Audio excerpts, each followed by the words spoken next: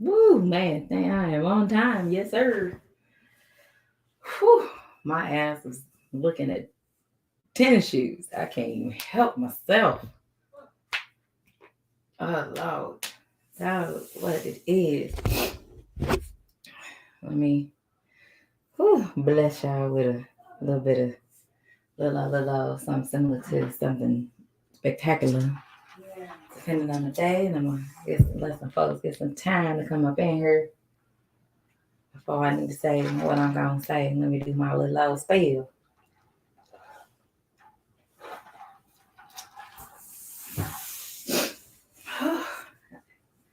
Like big fucking know what's happening. Shit ain't doing nothing but take care of my people, spending money.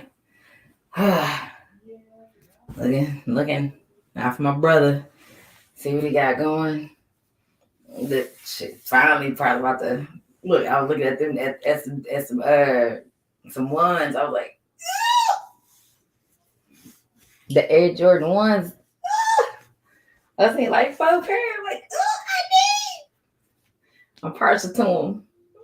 What's up, D3? Look, that's why my ass made it here like literally on time, and not because I was look, bro. You see pages of a set of your favorite shoes, and it's like I need as many. Oh, hell, I went through just on the first page. I found like 4 of them that I wanted. I'm like, yeah, they got my size. Perfect. You know, I wear 8 men, so I don't really wear women's shoes unless I slap my heels on or something. But I ain't worn no heels in damn near 2 years. So I'll be chilling, minding my own business, staying out the way. But what it is, y'all, I appreciate y'all for coming through. Make sure y'all smash that like button. I'm gonna do a little old open type situation. Whew. Cause I feel a lot of y'all have a mis damn I'm mama loud. What is it? Not a I don't want to say misconception. I think that's what it is. Some misinformation about who I am and what I am. So I'm gonna do something I had wanted to do for a minute, and I'm gonna just get to know me as you ask me the questions, and that's why I said I just might have an answer, which is kind of the same thing that I tell people when they want to ask me questions, and I'm like, "Are you sure you want to ask me a question?" Then I hit them. They say, "Oh, I have a question. I just might have an answer." So I'm gonna do that type of platform today. So what y'all smash? Damn, my glasses. Woo! Make sure y'all smash the like button. Hold on, if y'all, I can't see shit. Smash the like button. Y'all got questions? Load them motherfuckers up. I'll drop a link. I'm probably gonna drop a link. This probably gonna be the first time. Woo! All right. Oh, hey, Gabe. What's up, handsome? Maximus Royalty. What it is? I'll probably be the first time in life that I've actually dropped a link in my chat. So I don't really, play around like that because I'm kind of partial to unnecessary bullshit, and I don't like people coming on my panel trying to start some shit. Because, keep in mind, it's my channel. The only person that can start some shit on my channel is me. You can't just walk in the motherfucker and just try to start some shit. I don't give a shit who you are. If I'm talking shit, you can't just walk in this motherfucker talking shit. You gotta greet and say, hey, act like you got some sense and be respectful. Then when you get that head nod, then you go talk some shit. Until then, keep it respectful. If not, I do have my people. My hitters are here. And they will handle my lightweight. And I can take wrenches away ASAP. So that's all I'm saying. We have to do what we got to do. So, let me see. Guess I dropped one in here. Ooh, Mad Chad. Appreciate you for coming through. I'm about to drop which is what I don't ever do. I'm going to drop it. I don't be having no trolls in here like that. So, there y'all go. I'll be nice. This is today. The rarity that I kind of do this because I like to keep everything, business wise, small wise, the way I like to run things because, this is at least when you have your own YouTube channel, you at least can control, and call your shots. You ain't on somebody else's panel where they call the shots and you have to, be mindful of what you say. I can call the shots. I can say what I want to say. What I'm saying, when it comes to at least the panels with fellas, because apparently the fellas seem to be the ones who are way more offended. I don't understand why. When the hell y'all became so goddamn sensitive? I mean, hey, it is what it is. But we'll that'll be fun of the show. Yes, Maxim's royalty. Yeah, everything. Yeah, I am good. Glad I made it through this long, freezing work week. So yes, finally glad the ice has melted. Thank you. I'm so glad that the ice has melted. This is the second time we'd had a damn ice. My driveway is on an incline, so it's not flat. My driveway is like this. So, I got an SUV, so my truck, and I'm like, nah, I'm not getting on that motherfucker. Because if I slide my ass in there, I'm sliding. It ain't nothing behind me but a whole curb and a house. So no, I made sure I did not go anywhere. As much as I wanted to leave the premises over the past 2 days, I did not go anywhere. I played it safe. So luckily I went to the liquor store for necessities on Tuesday. So I'm probably gonna slide back over there tomorrow, since everything gonna be good, and go, get what I need for the weekend, and then get ready to start stocking up on my drink. Because I'm thinking, I got birthday next weekend. I got 2 weeks after that, I got another birthday. Then a couple of, after that, I got the fight. Then I got my mom's birthday. So kind of everything's kind of running all together for me over the next 2 months. So I kind of have a lot of things that I need to take care of and get done. And I'm then spread myself very thin. But if you know me, then you know me, and I can make some shit shake, and I can make anything happen. That's what I do. What's up, Writing Yogi? Appreciate you coming through. I dropped a link in the chat. Oh, hold on. Let me pin it. I think that's how you do it. Hopefully y'all see it. I don't know. But hopefully y'all see it. And trying to let some folks come on up in here so that I can, whatever needs to be said. It's going to be kind of an open panel, which is my first time actually doing an open panel, because I don't trust everybody and everybody ain't for me. If you can't act like you got some sense, do not click my goddamn link. As long as you have some sense, click my link. I'll see what you are in the background, because you definitely going to show your face. If I'm showing my face and I took a shower and I had to put a whole bra on just to come live, your motherfucking ass got to show your goddamn face. You got to show something. If I got a bra, you got to show your face, because ain't no goddamn way. I took it off, took a shower, a whole shower, good hot, scalding hot shower, and I had to put a bra on. I don't know about y'all, but when it comes to the women, we take a bra off. We don't want to put that motherfucker back on. I put it all the way back on just for this show. So if I got the bra on, y'all got to show your face. That's the only thing, the only rules and regulations. You got to come through and show your face for a little bit. Then you turn that bitch off.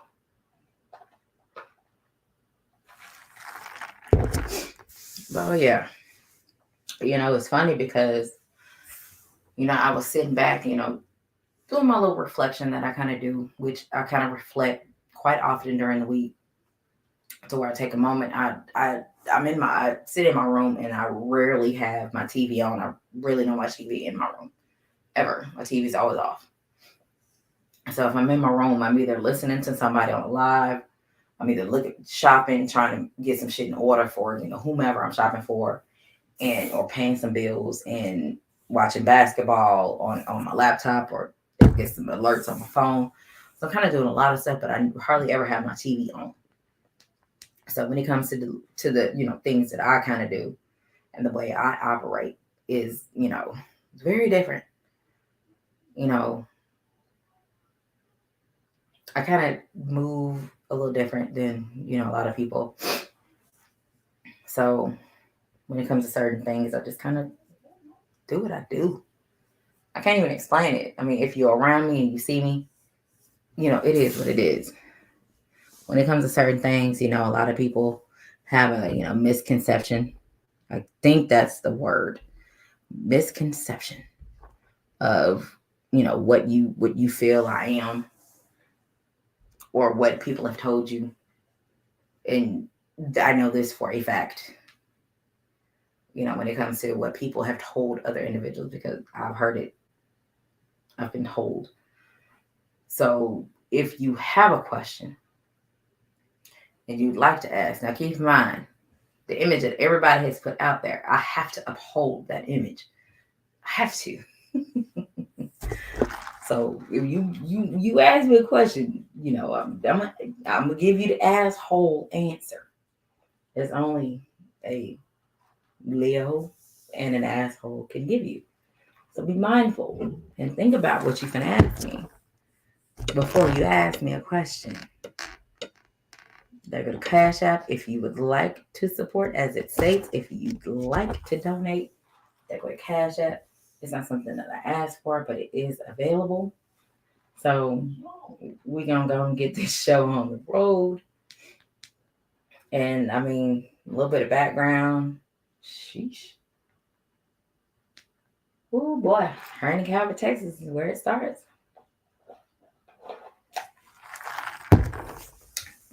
That's where it starts. Highway 6. You can leave here, hop on 20, take 35 south, get to Highway 6 just before you get to the football stadium at Baylor, Highway 6. Whatever that way is, I'm not really sure what it is, but that way. And it takes you right on through because it's on Highway 6 just before you get to College Station, where Texas A&M is. That's where the shit took place. Moved out here 86, 87, somewhere around there. And shit, we've been here ever since. Mama ain't want to go back, and that's kind of glad we didn't, because things a little different. But I appreciate y'all for coming through. I mean, it's kind of the gist of it. So yes, I am country as hell. That's why I talk the way that I do and say things the way that I say them. What's up, little bro? What's up, Mahari? I ain't for everybody. I refuse to be for everybody. I ain't. That ain't in me. I ain't for everybody. Yeah, I look at people sideways.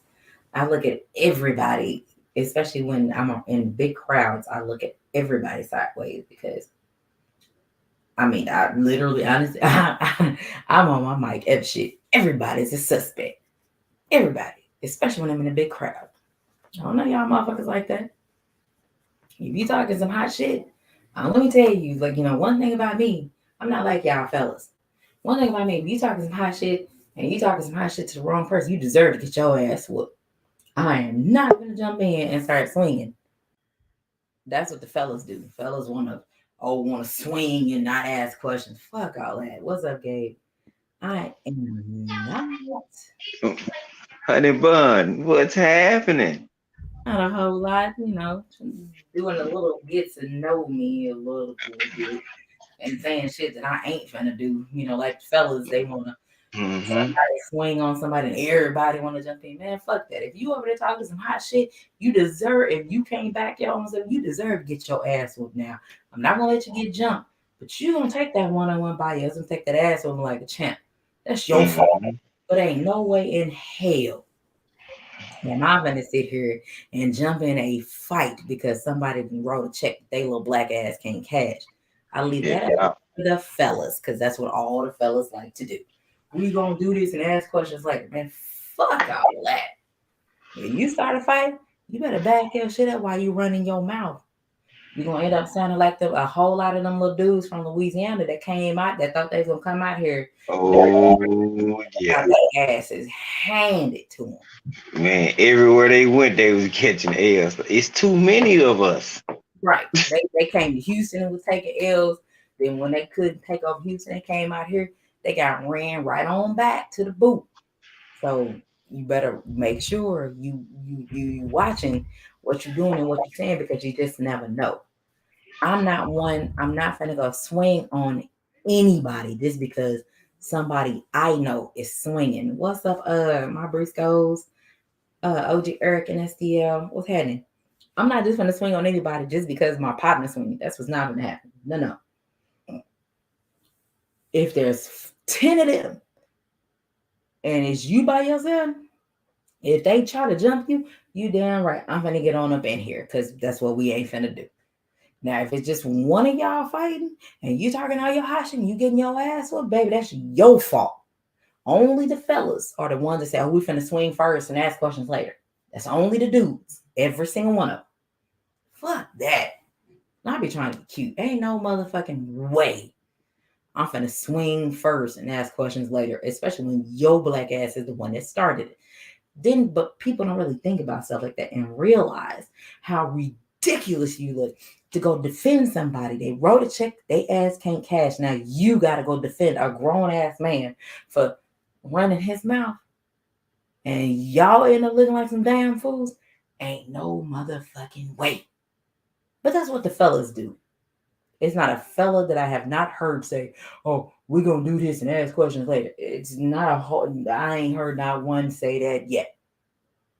Fuck that.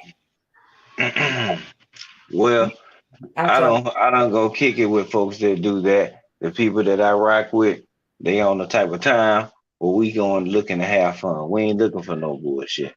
And if you go looking for bullshit, you gonna find it. out here, you tell me Especially if you are not from here. If you go looking for it, it is going to find you and surround you. that. I mean, it's just they know you stick out like a sore thumb, man. You know you're not here. Chloe, turn that down. You know what I'm saying? So it's like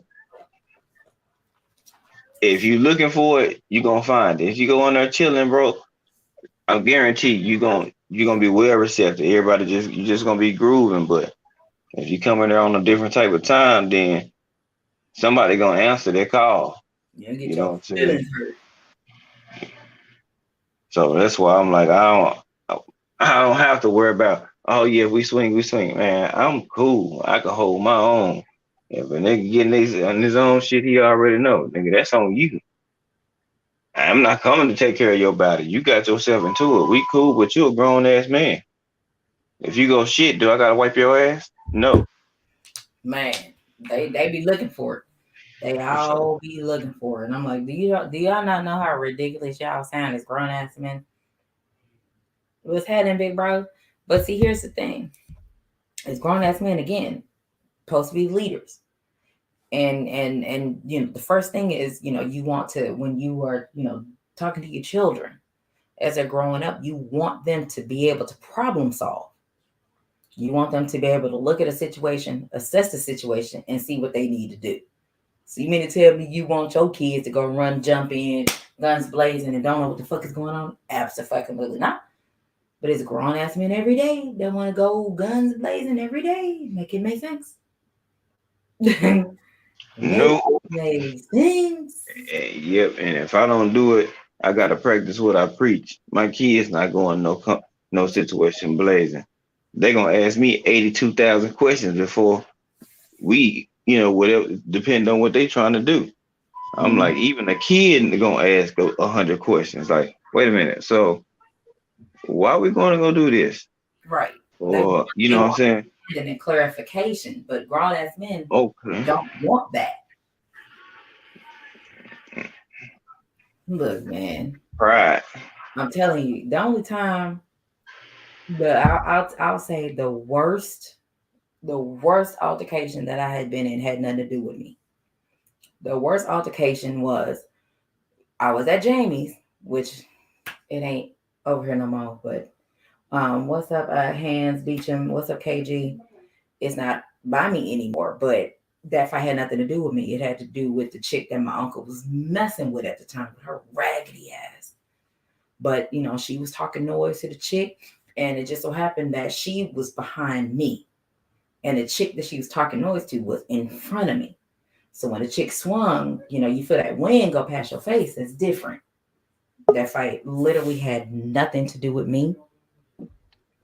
What's up, DP Rock? That fight had nothing to do with me. But What's happening, Queen? What up, Hey, G5? yeah. DP, what it do, bro? Hey, this is my first time on with Queen, man. I just had to jump on real quick and tell her I'm proud of her. I appreciate your content. You, Ash, Tay-Tay, I rock with y'all heavy. My boy Five, he a solid dude. I'm going to tell you. He's a solid dude. Love the brother. Absolutely. We taking off. We trying to do our thing. And I low key consider myself, the female Al Heyman around here trying to, making deals happen. It at any time, and I ain't made a deal happen that caused an issue just yet. I don't get told no very often. And I hate it when I get told no, like, so that means like no, like right now. But let me give you a couple minutes to think about it, and that no is going to become a yes. Okay. So you know what I'm saying? Like, we gonna make some shit shake. And I promise you, we're gonna give you a bomb ass show, no matter who is on the panel, whether it's Gabe, whether it's Ash, whether it's Tay, whether it's myself. Any panel that we are on, you finna get a bomb ass show. So I'm working. I am working, and I guarantee you about to see some other shit happening. Tay, Queen, y'all arrived. Y'all ain't working. Y'all arrived. Y'all here. Y'all here. I'm telling you. Y'all here. Yes. What's up, Ash? Oh yeah. We got some shit. So I got some other shit up the pipeline for Tay that I need to get her situated. I got some other shit with Ash, and it the shit I'm working on for Ash. Boy, look, y'all are going to be amazed. She don't even know. Y'all are going to be amazed when I make the connection, and as soon as I present it, I can guarantee I'm gonna get a yes. It's not gonna be a no, ever. I like it. I like it. So Salute, Ash. I see you, sis. Salute, Ash. All I need y'all to do is be like, that damn Quita is a beast, and that damn Ash is gonna kill it. That's all I need to do. Yeah, I told y'all some dope individuals. I appreciate y'all. That's why I said I'm gonna push y'all further as I can.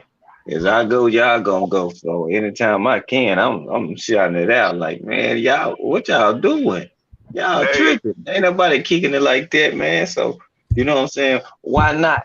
Like, man, like niggas be tripping these days. You know what I'm saying? We gotta bridge a gap. Like, bro, if we don't come together, shit, nigga, ain't nobody gonna believe us. Absolutely. It's already hard enough because people always want to hate on each other. Oh, I want to be the leader. Bro, you not ready yet. Man. Follow until you learn some more. Yeah. Then once you get in position, then you can lead. You know what I'm saying? But everybody want to jump out on and be in charge of something, bro. It's not that easy, my nigga. You know what I'm saying? It's gonna come with a whole lot of shit that you don't want because you might not be doing something, but some other people might be doing something. If you're under the same umbrella, that's a stain on the whole organization, not just one person. Mm-hmm. So you have to be the one to set the rules and the standards and the guidelines. If you don't, then now you got a person saying, hey, you do this or you do that based off somebody else. AKA equals makes you part of collateral damage. Look, I've been collateral damage about 3, 4, 5 times by now. About it ain't got nothing to do with me. And when I tell you, the only thing that I focused on was other people. I gotta hit up Tay and talk with her on the back end. I got a plan that I'm gonna drop in her lap, and Tay gonna be for it. I already know she gonna be for it. So when I get her where I need her to be, Tay finna take off. She would take off just as well. Tay has her own fucking lane. Tay got her own lane by herself. Do you know what I can do for her? Watch me work. I love y'all because y'all so authentic, and y'all tell her like it is. Oh yeah. Y'all ain't out here coding nothing. Y'all tell her like it is, and we need a woman's perspective, not just about boxing, but about life too. Like when y'all do y'all show Saturday, we need to know the other side of things. You know, we need to know. I've been married for 3-4 years now. You know what I mean? Me and my wife have, we go our shit. We argue and everything, but we always come together and even if we agree to disagree, we always come together. Okay, we ain't gonna talk about that right now. We just keep it moving, whatever. But it's still the authentic, the love there, the genuine love there. That's what I feel about y'all Saturdays. Y'all tell us how the women feel. We need to know this stuff. Absolutely. Oh yeah, Ricky, I got something for you too. I'm dropping in your lap in a minute. I got you. What up, Rick? Oh yeah, big bro. Look, big bro, I already know he gonna be with it. But I got some shit and I have all these ideas and I have these ideas of shows. And you know how y'all as fellas, you have your boxing and fights that you want to see, these hypothetical fights that you want to see. I have hypothetical panels in my mind. I have them and they've been sitting here and they've been fucking with me. So while they're sitting here and fucking with me, I need to go make them happen. And all it takes is just let me have a conversation. And, we can, it's not like we negotiating a fucking brokerage deal. It's not that hard. So, just give me a minute.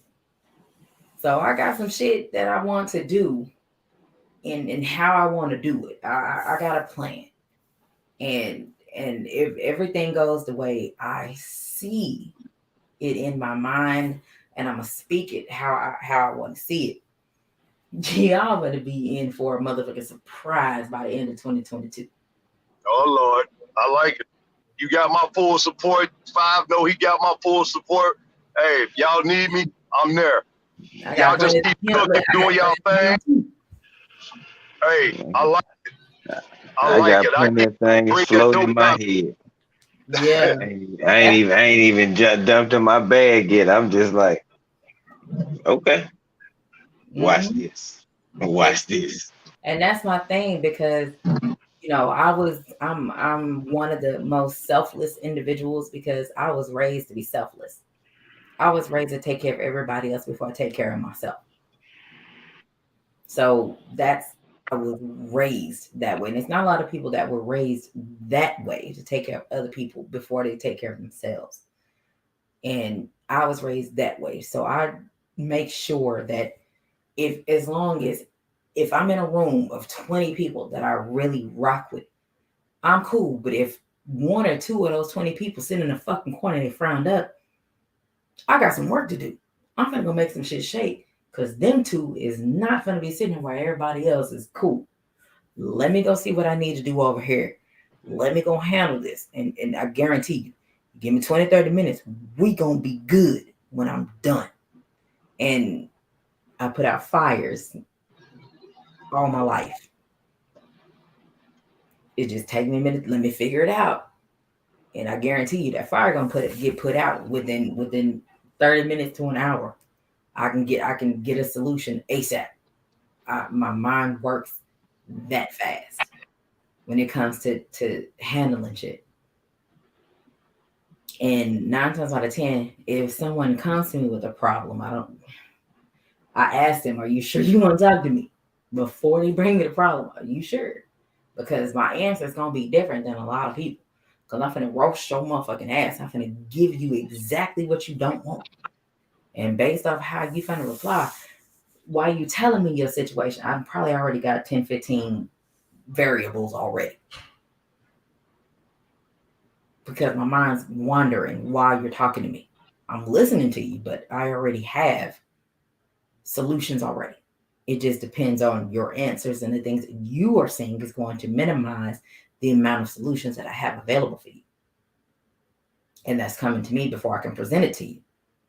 And like I said, that no shit. If my own daddy ain't gonna tell me no, Gabe, he don't tell me no hardly at all. So why the hell am I finna let somebody else tell me no? It's not happening. Oh, that's right. I don't use no. I'll be like, hey, maybe you should consider. Right. I'll be like, think about this. I'm like, You know what I'm saying? mm-mm. I told her no one. I was just like, oh my God, you told me no. I'm like, oh man. I was like, no, I was like, what does that even mean? And I literally told, so does that mean like no, like right now? So like, what about in 5 minutes or maybe 10? Is that no gonna change? Because I don't know what the fuck you're going through right now, but that's not gonna work. What's up? Ain't nothing wrong with Scrapbook. Salute to you, OG. I don't tell my wife no at all either. So hey, You know what I'm saying? it be like that sometimes. I'm spoiled. I mean, Man, I told you no when we was in Austin. She wasn't fully healed with her ankle and foot. She want to ride on scooters and stuff, and I was like, no, we're not doing that. No way in hell. Wait a minute. No, you have to say it how you said it. It was a stern no. I was like, wait a minute. Let me see. I don't like this shit. Wait a minute. What the fuck? Wait a minute. Are y'all? Wait a minute. So, how long does this ride last? Because I need answers. Because that firm no, the fuck is that? I was pissed. Oh, I was mad. I was like, and then I call him like the fun police. Because I was so mad. Don't nobody like to call the fun police. I call him the fun police that day because you're killing my fun. I'm over here drinking. I'm drinking out the bottle. You know what I'm saying? Like, I'm having fun. And he's like, we ain't getting on that. The fuck is that? Yeah. He was just looking out for you. That's all. Yeah, it was. At that time, it was like, no, not working. We're gonna do something else because this ain't gonna work for me. You just got comfortable walking with the plates and the screws and shit. I'm like, you want to go get on a scooter, right? I wasn't even driving the scooter. It don't matter what excuse. Just give it out. See what I'm saying? He would have been driving the scooter. I'm the passenger. See what I'm saying? Works out just fine. You got that whole situation. Then if you see a wasp or anything, you gonna freak the fuck out. Like that is so beside the point. No. I thought about a combination of a lot of things. It was hot. No, look here. If something comes flying, whether it's a moth, a gnat, or something, you gonna yell or scream if your ankle. No. That's bad for the both of us. Man. Look, I think I was on the phone with Ash and a wasp flew towards a truck and I was like, ah! Ash was like, what the fuck was that? I was like, for real. So you was coming fresh out of surgery? At the time in Austin, no. Okay, so I had surgery February 28th. We were in Austin August, like 14, 15, 16, somewhere in there. It was like literally before my birthday. So I'm like, that's a couple months. We're good. Gabe being, top flight security of the world. He was like, mm-mm. Like he didn't smile. You know how some people when they say no, they typically have a smile like, mm-mm. He didn't do any of that. It was a straight up no, a smirk, no. He wasn't having it. I was like, oh, hell no. I literally didn't know how to feel at that time. And I'm like, I was like, my life is just not even complete right now. I don't know what to do right now. I need to drink something to sing something. Let's go out somewhere. Let's go get a drink. Let's go do something. Shit, I'm hungry or something. This ain't working. Maybe let me get him, butter him up a little bit, and then it might change. But later on that night, I did not get on the scooter, but one of my good friends, she scared the shit out of somebody on a scooter. He damn near jumped off of the scooter. She scared the shit out of him. And then once she scared him, oh man, he had a story to tell us in about 5 minutes. Like he was already drunk.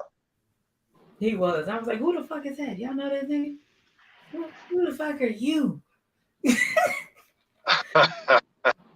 Look, I'm one of them people you cannot put on speakerphone. You cannot catch me off guard. I'm gonna be like, who the fuck are you? Like, that's me. And why are you here? Who your people is? Where your people came from? Right. You talking to me? I need to know, like, who sent you? Like, that's my whole thing. And if I can't rock with you, yeah, I can't. Oh, you about to have a situation on your motherfucking hand. What's up, Tay? What's up, Dr. Mark at Skybook? You about to have a whole motherfucking situation on your hand. Fucking with somebody like me. If Gabe is there, y'all got saved.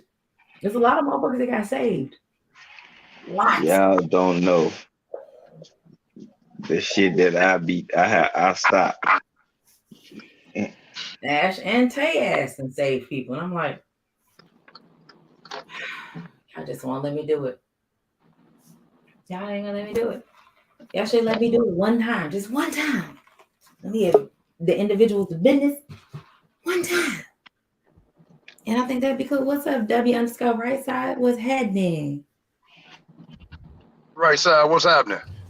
Hey man, can y'all hear me? Yeah, we can hear you. Yeah. Salute to y'all, man. I'm hey, just trying to rock with y'all tonight. I ain't trying to get my ass whooped, but I hear that could be going on. That could be going on. And He said, you know what? Let me get on the right side of history. You get on the right side of here. Hey, for real. You know, you good, man. You good though, for real. Like it people on my channel, you know, I don't have a problem with everybody. It's just a certain specific few individuals that I have an issue with. Thus, you won't see them in any chats addressing me if you pay attention to the chats. They're never gonna address me. I do. I know you do, but you know, No, I do. Oh, yeah, look. Oh, I pay attention to the chats. There you go. Everybody on the chat right now, I'm gonna address. So you know what I'm saying? It is what it is, but it's you do have those individuals, those contrarians who they just there for unnecessary smoke. They ain't there for the real smoke. They there for the unnecessary smoke. They don't want it. They don't want whatever smoke, whatever they have said out loud, whatever they have said in via text messages and the discords that they have said, which I have screenshots of discords in my other phone that I don't even use anymore. But I have screenshots of discords of a lot of things people have said. They just don't know that I have screenshots of them. I have screenshots of a lot of shit that was sent to me because I'm not even a part of the shit. That's how out of the loop my ass should be. You know what I'm saying? So when it comes to individuals that want to voice their opinions about me, if you ain't never been around me, if you have never seen me in person, you don't know me. You can look at a picture and think you can speak on what I look like.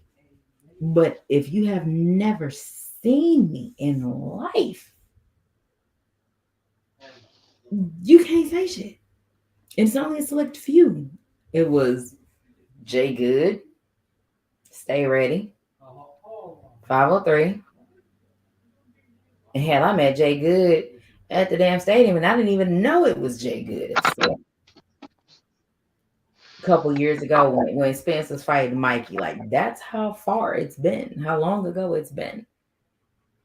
You know what I'm saying? So it's a select, and they walked up to me because they recognized who I was. I was like, "Hey, who are you?"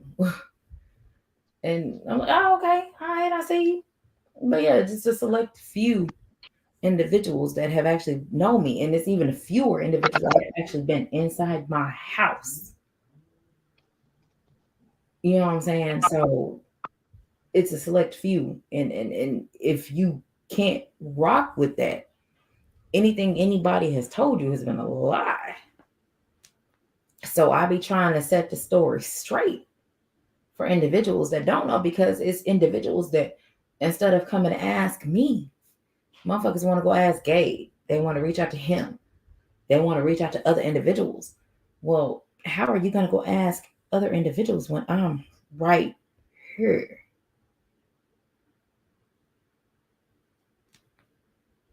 I know I'm not that intimidating unless you're listening to what other people have told you.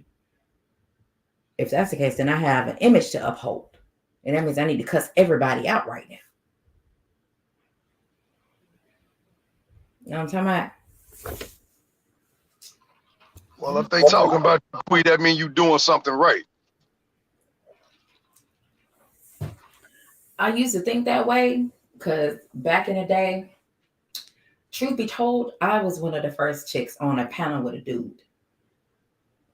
It was me. And when that dude decided to leave a specific group, I was on his panel and on a panel with other individuals and on another panel with other individuals. And when he left, they took me off those panels because he was no longer available. Now, these are some of the same individuals. Hey, George. These are some of the same individuals that everybody smiles and skinny grin in the face with right now. And, you know, when it comes to those situations, I don't drop their names because they're not worth it to me. Right. For me to address their name on my channel. So they're not worth it because I don't deal with bullshit on my channel. But if you're going to bring it to me, I can guarantee you, give me 5 minutes or less, I can shut your ass up. Because, you know, granted, people have their own channels for a reason. They have their own channels to go to their own channels to say the shit that they cannot say when they are on the other individuals' panels. Right. So I can't say what I want to say based on the rules and regulations that other individuals have set on their panels, especially when I was on 3 to 4 panels a day. Back then, I had my own panel. My own channel, I can say what I want when I want to. You know what I'm talking about? So it is what it is. So people have to understand. I ain't what you think I am, but I will be the asshole that you think I am. I have no problem with being it. I mean, I find it interesting that since I done been on here, and you know, every time we done cross paths, it ain't been nothing but love. You feel me? And I feel like I'm talking a little slower than I normally would because I can hear myself for the first time. So y'all bear with me on this shit. I'm working it out. You good? But no, it's always been love. DP, we be in the same place all the time. It's always love. Always love. G5 will put you on and be like, hey, it is what it is. Say what you gonna say. Talk your shit, bro. You know what I'm saying? It's love. So one thing what I've started to realize, and I'm gonna tell you, there are certain channels I'll go to because I want to hear other sides. I want way different opinions. 9 times out of 10, I'm not gonna agree with, and I'm gonna hop on your panel and tell you why I didn't agree with it, right? Mm-hmm. And it was crazy because you got niggas out here, they be like, this person right here want this smoke. And I'm like, okay, the best we can do is get on the goddamn panel and talk about whatever we talking about. I don't know you from a leaf in the mud, so let's talk boxing and keep it moving. Niggas get on, I'll whoop your ass, bruh. I ain't never gonna see you. I don't know what you look like. So let's just keep it boxing, bro. Let's just keep it a buck and be real about what we talking about. If we can't follow up on none of them other promises that you're trying to talk about, so let that shit go. Mhm. It's crazy that the internet, YouTube, G5 told me this. He said it create a whole nother monster within individuals. You know what I'm saying? Like it's funny. People they really get outside themselves. Mhm. I called a cat out in the chat about some shit I disagreed with him on. I was like, hop on the panel, let's talk about it. Mhm. He get on. Oh, you don't know what the fuck you're talking about, bro. Fuck this shit. I'm like, Surprised. I was like, hold on, bro. You can say all that. Let's talk boxing and talk about if you'll never know if you see me. I'll never know if I see. Stop that other shit, bro. Let that shit go. Let's be 100 about what we talking about. And I don't know, but Gabe told me this shit was gonna happen, and it's interesting that Mhm. this shit is coming into It fruition happened. just how the nigga said it would. Yep. And but at the end of the day, and it was funny because after he tried to get on there, I was like, "Bro, you done? You ready to talk about what we supposed to talk about?" He was, and after that, I swear to God, he saw me in the chat the next day and was like, "My bad, bro. I thought you was trying to come at me." I was like, "Bro, I don't know you. Like, we talking boxing, bro. Let's keep it boxing. It He's is one of what them it is." dudes that got a battery pack put in him, which Yeah, like those happen quite often from what I've seen. And it happens when it comes to the weak-minded, easy little dudes. Now, I call anybody a little dude. I don't give a damn how tall you are, how big, how wide you are. You're going to be a little dude to me. So it happens a lot. I see it a lot. I've seen, and I'm like, things have changed over the years. And I'd have been around, I think, 2017, 2018. I believe that's about how long I've been around in YouTube land. And I've seen a lot of people come and go. But one thing that remains constant is individuals that want to try you. And they want to try you because what you're saying makes sense. And Fact. you know what I'm saying? And when they want to try you, you are the individual that have those options. You can either fuck with it or not. And when it comes to, somebody like me, I've been tried. Like I said, I've taken on an entire chat by myself in the chat, and I'm texting. I'm not even on the panel. I've taken on a whole chat by myself, back against the wall, and I'm going against everybody. Been there, done that. So can't nobody tell me shit. not. But and this is the craziest thing. When the shit kind of happened, I was thinking, I was like, bro, and this shit happened. I think I was on Gabe G5. I think I was on your channel Sunday, Monday, something like that. This shit happened like Tuesday.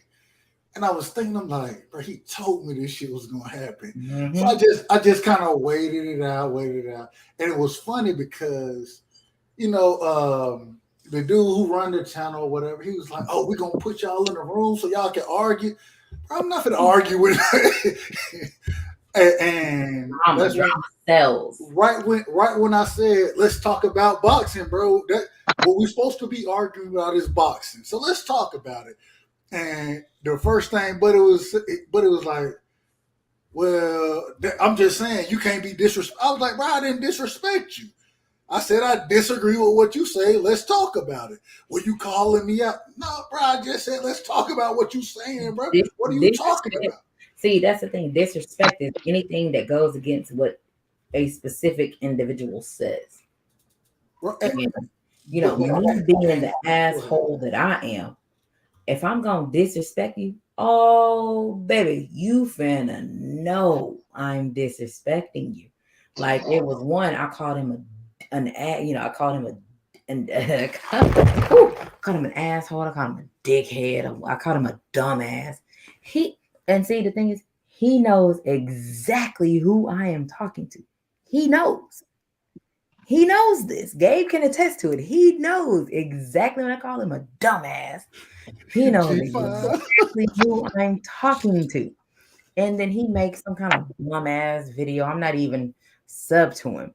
But he makes a reply video that I'm not even sub to. And I'm like, but you watching my shit and I'm getting told about yours. You're supposed to be some big, you a dumbass anyway, bro. You, boy, if I ever see your ass, boy, I'm going to hurt your motherfucking soul. I will not be friendly and say, hey, what's going on? I'm looking at you like, you just a dumbass in person now. But a lot of these dudes, they feel safe behind them computers. You know, we call them studio gangsters back in the day. You know, talk this shit, and you know, you see them in public, they ain't gonna bust a grape in a fruit fight. So it's like, I see it. I just laugh at it. You know, that's why I'm always cracking jokes. You know, try to bring, enlightenment to the boxing, and because one day somebody is actually gonna get hurt over this shit. You know, and I pray it don't happen, but I feel like it's coming. I feel like it's coming. You know, unfortunately, somebody's gonna get hurt over this, and to me, it's like, for what? It really doesn't make any sense. We talk boxing, we critique boxers, you know, but when you start nut hugging these boxers and get all emotionally attached to a boxer and want to fight, I'm like, these fighters don't even know you. Right. You know what I'm saying? So we just sitting down talking boxing, and if we can't have an open dialogue about that, then that tells me more about you. Yep. And here's how I answered that question, because from what I hear, you know, it's a lot of the fellas that want to swing first and ask later, blah, blah, blah, a bunch of bullshit, right? Here's the way that I answered. And the way that I answered is like this. A lot of y'all may be in relationships. Y'all may be married. Y'all may be married with a kid. You gonna do something dumb. It's gonna be another dude smashing the chick that you with raising your motherfucking kids. Absolutely. So is that what you want? You want another chick, another dude or a female getting what you love, getting that piece of pie that you like, and another chick or another dude raising your kids? Is that what you want?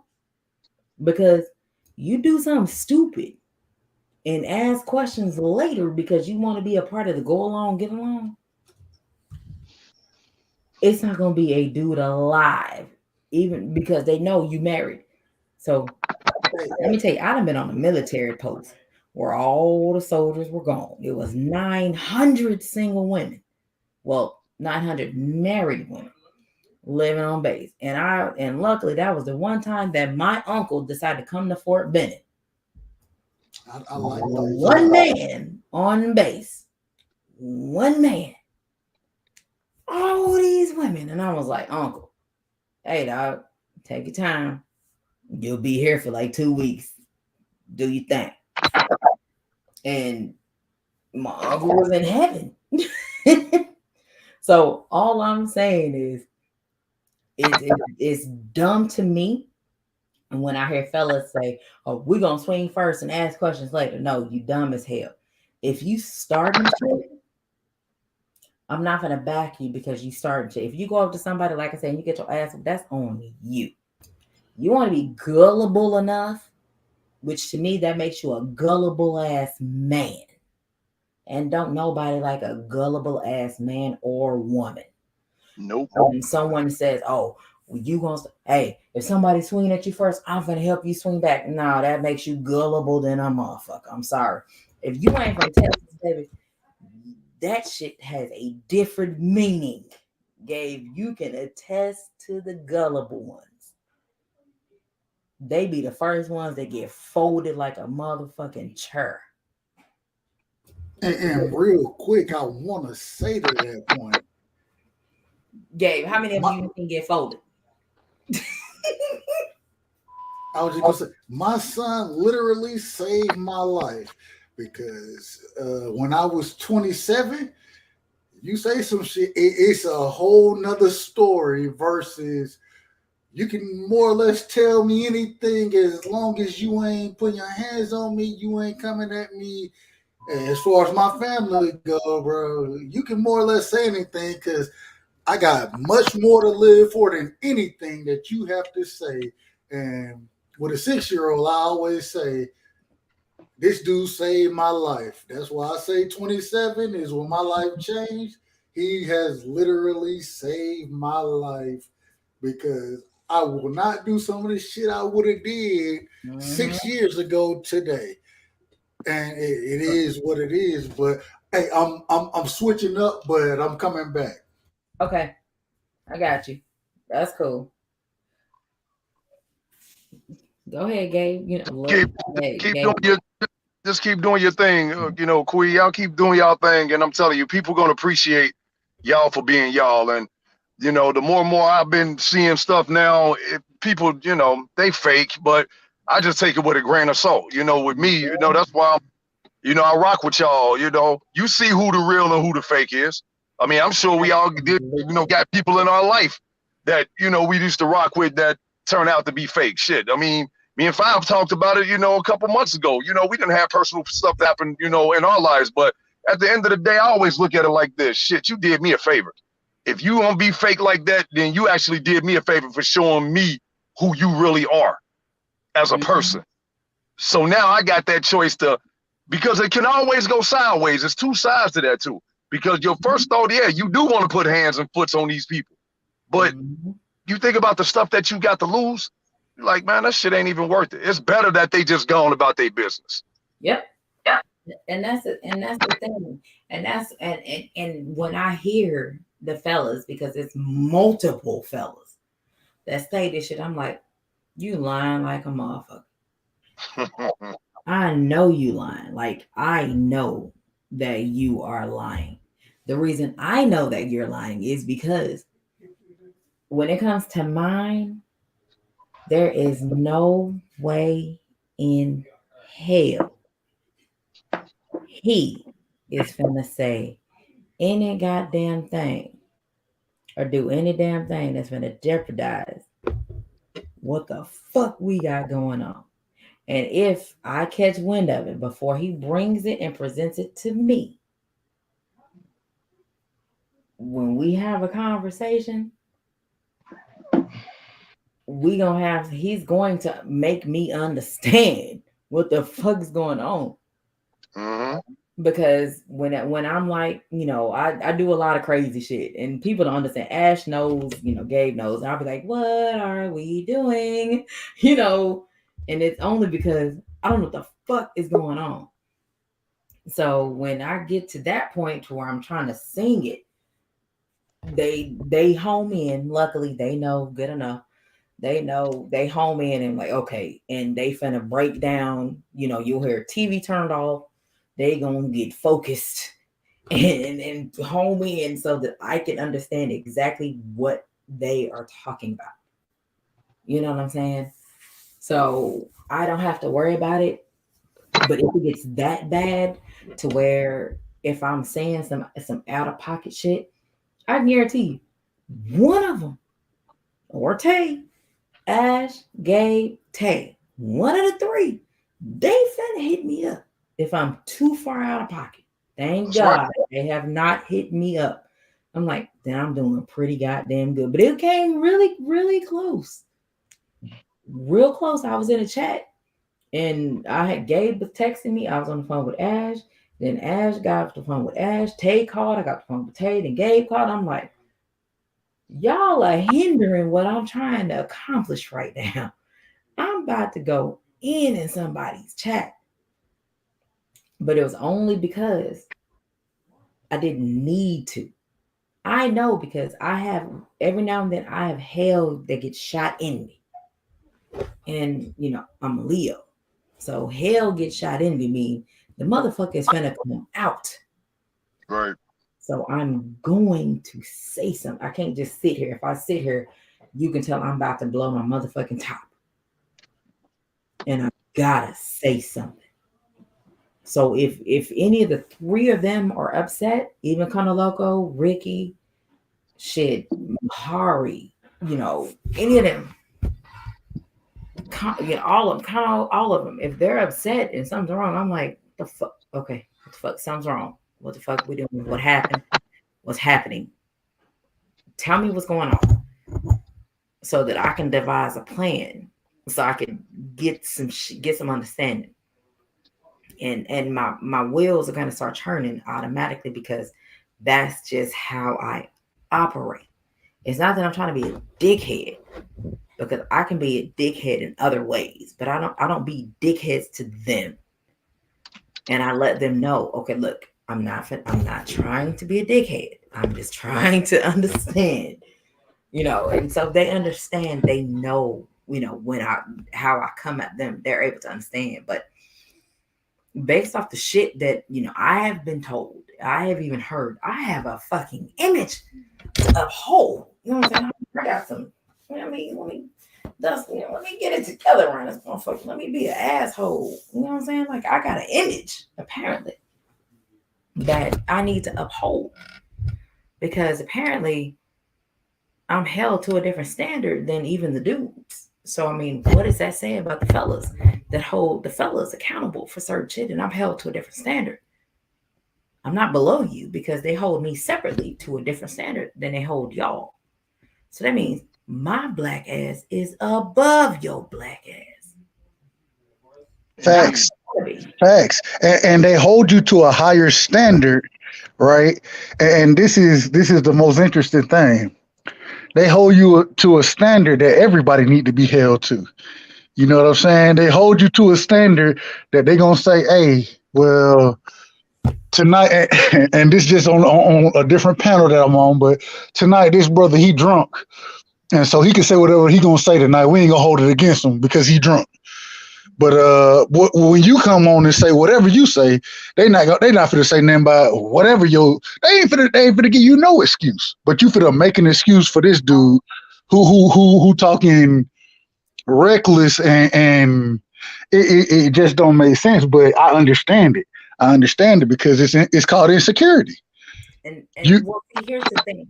When it comes to a lot of the situations that I have seen over the past few years, fellas want to hear it coming from the dudes. I think I have probably drug Gabe's eardrums out, and Ash's eardrums out, and Tay's eardrums out of their brain by saying, see, I've already said, or Ash has already said, look, Tay said something similar. And the fellas were not receptive to it. But another dude can say it, and it's the Bible, which is a problem for me. If Ash has already said, and she's even posted shit that she's already said since 2017, she's already said it. And fellas are now just reiterating. I'm like, it's pretty funny that if Ash said it in 2017 and you're saying something that she said word for word, like you're even breathing like her, you got that from her. Say something. Even with Tay, she has she Tay off and running. She's talking MMA and bare knuckle boxing. If y'all are gonna mimic what she says, you better shout her ass out. Shout her little ass out and say, hey, shout out to Tay. This is where I got this from. And finish the fucking sentence. But because we are ladies, and it's another group of ladies, they don't really give a shit how you talk to them. They don't even care. You can shit on them, call them whatever the fuck you want, and they're just gonna smile and wave like the penguins from Madagascar. Those of you who have children, you know what that means.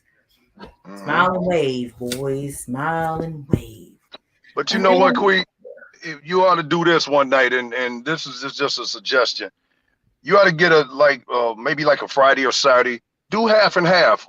3 y'all women, 3 guys, and just have an open panel, and y'all, have that back and forth dialogue, and just see, the reaction. That creates a debate, unfortunately, because from what I've done it before, and what happens is, I don't know why, which rolls us into the next topic. I don't know why, but fellas put themselves against us for whatever the reason, and they wonder why we cannot grow as a collective. How are we gonna be able to grow when y'all are not saying y'all on the panel, y'all in the chat, just saying fellas. How in the hell, if the fellas are supposed to be the upper echelon, the top, how in the hell are we expected to grow when y'all up here, but y'all are putting us against other women, which I ain't got no other fucking problem with if women on YouTube that talk boxing. Ain't got not one motherfucking problem. But I guarantee you, 100,000% fellas have told them over there and put them against me and Ash over and Tay over here and put them against us, which is why a lot of things have taken place over the past year and a half, damn near 2 years. It's not that me, Ash, and Tay, we didn't create no problems. These are the problems that the fellas have created. Dudes put other dudes and other females that ain't got a damn thing to do with the liquor spot or us. They have put them against us because that's what they do. No, but we know why though. Right. We know why. But see, these are the same fellas that individuals skin and grin in their face all motherfucking day when they're live. And but look who's skin and grin. So and this is why I say it. We, especially in the sport of boxing, not especially, not in a lot of sports actually, not just boxing. Women are quote unquote in some people's minds, women are supposed to be inferior in knowledge in the sport, right? When once again we're talking about knowledge. Knowledge is not exclusive to anyone. You know what I mean? And because that's the case, when you do have great points, now what I have to do is make sure that if your point is better than mine, and I have that thought process, I can't say, oh, I can appreciate that point. Salute to you for that. I can't say that because of my mindset. And so what do I have to do? I have to make sure that I have backing behind me, because anything I'm saying, versus what you're saying, it don't carry too much weight. And because it don't carry too much weight, the way I can get a little more weight is by building the mob behind me, right? As long as I can bring the mob with me, then whatever I say, they gonna co-sign. And so it's the same. Right? It's the same mindset that. Oh man, go ahead. I ain't even gonna get into that shit. See it. Gabe, tell them how I was during March Madness. Out your damn mind. They have, and I'm on one good foot hopping in a knee scooter. I was like, oh, so what? How many of y'all knew that I watched March Madness and I could actually talk about the tournament? You used to play basketball, so I figured, and I was gonna say this year, I used to hoop myself, so I'm gonna be out here with you in that March Madness talk, bro. Like I'm gonna be with you on it. You know what I'm saying? And but it's gonna be love regardless. I'm a three-sport athlete: football, basketball, and track. I did them all. Hey man, I was a hooper. I played other sports when I was younger. After I got to the 9th grade, basketball was my thing. That was just my thing. So I played football and based on the area that I lived in, I was just about literally the only chick. So I literally had the whole fucking football team, the whole the 4x1, the relay team that set records for the dudes and the chicks right there in my neighborhood.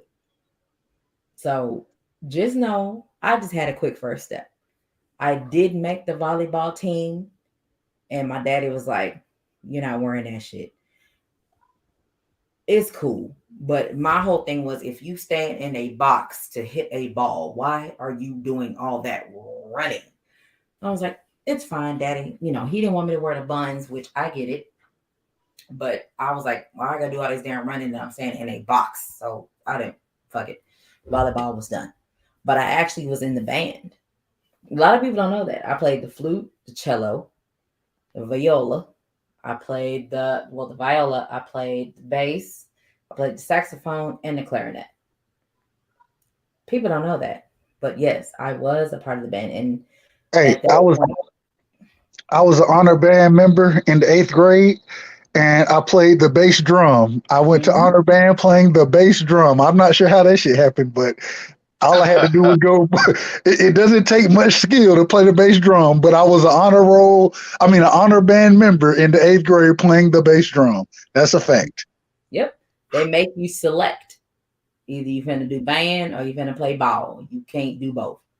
So I had to let band go, and I was second chair, first chair when it came to playing the flute and other things. But I had to.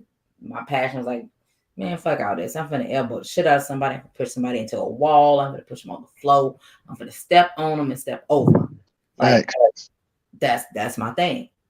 But when it comes to these particular things, people don't understand that. Yeah, the dudes can talk this shit. Dudes can. I play football. Not that I wanted to. I played tackle on the fucking street. Not that I wanted to. I didn't have fucking toys. But I played. Hey, this little sideline bust them in the middle of the road, huh?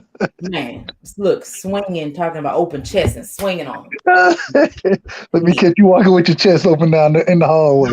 Walking like this. Facts. Look, we gave it up. You said you can have one because you got to carry your books. That's the only reason you can have one, bro. I have a backpack. I have a duffel bag with my basketball gear on, and I'm walking like this all fucking day. Cause nigga will catch your ass. Open chest, way up. Yes, they will. Been Hell there, that. Those were the good days. And yes, it was. Those were the good days. You do that shit in school now. My son do that shit. And hell, he talking class. The damn teacher calling my ass. So I'll be back. Y'all go ahead. I gotta go. Look, I gotta go pee. Y'all go ahead. That's that good drink. Yeah, I told them boys, track, I was doing my damn thing. You know what I'm saying?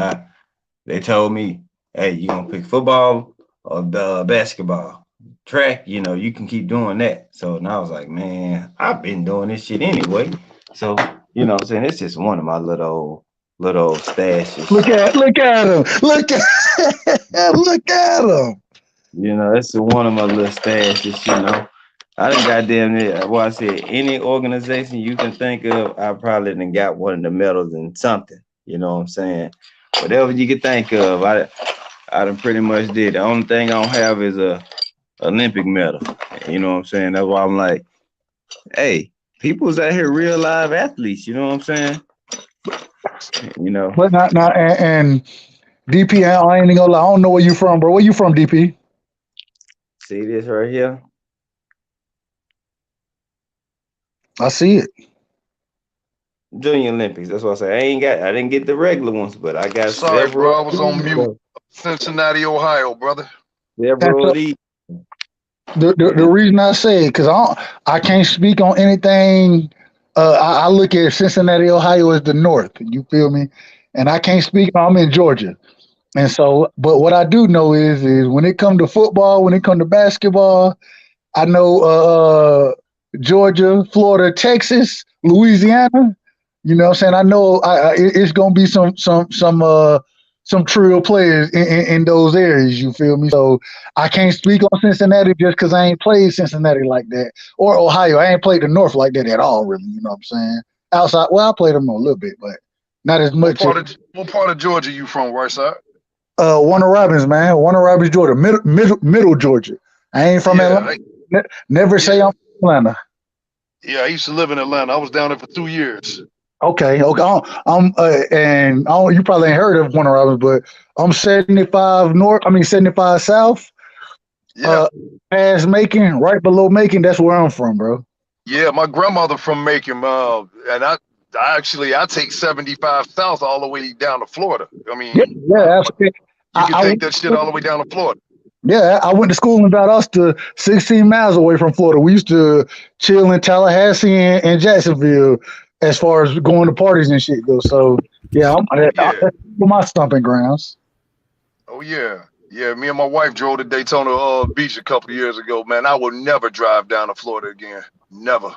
Yeah, no, that's the look from even from where I'm at, we went to Miami, nigga. That's a 9-hour drive. I was like, yeah. that's all the way to the bottom of Miami. Hell yeah.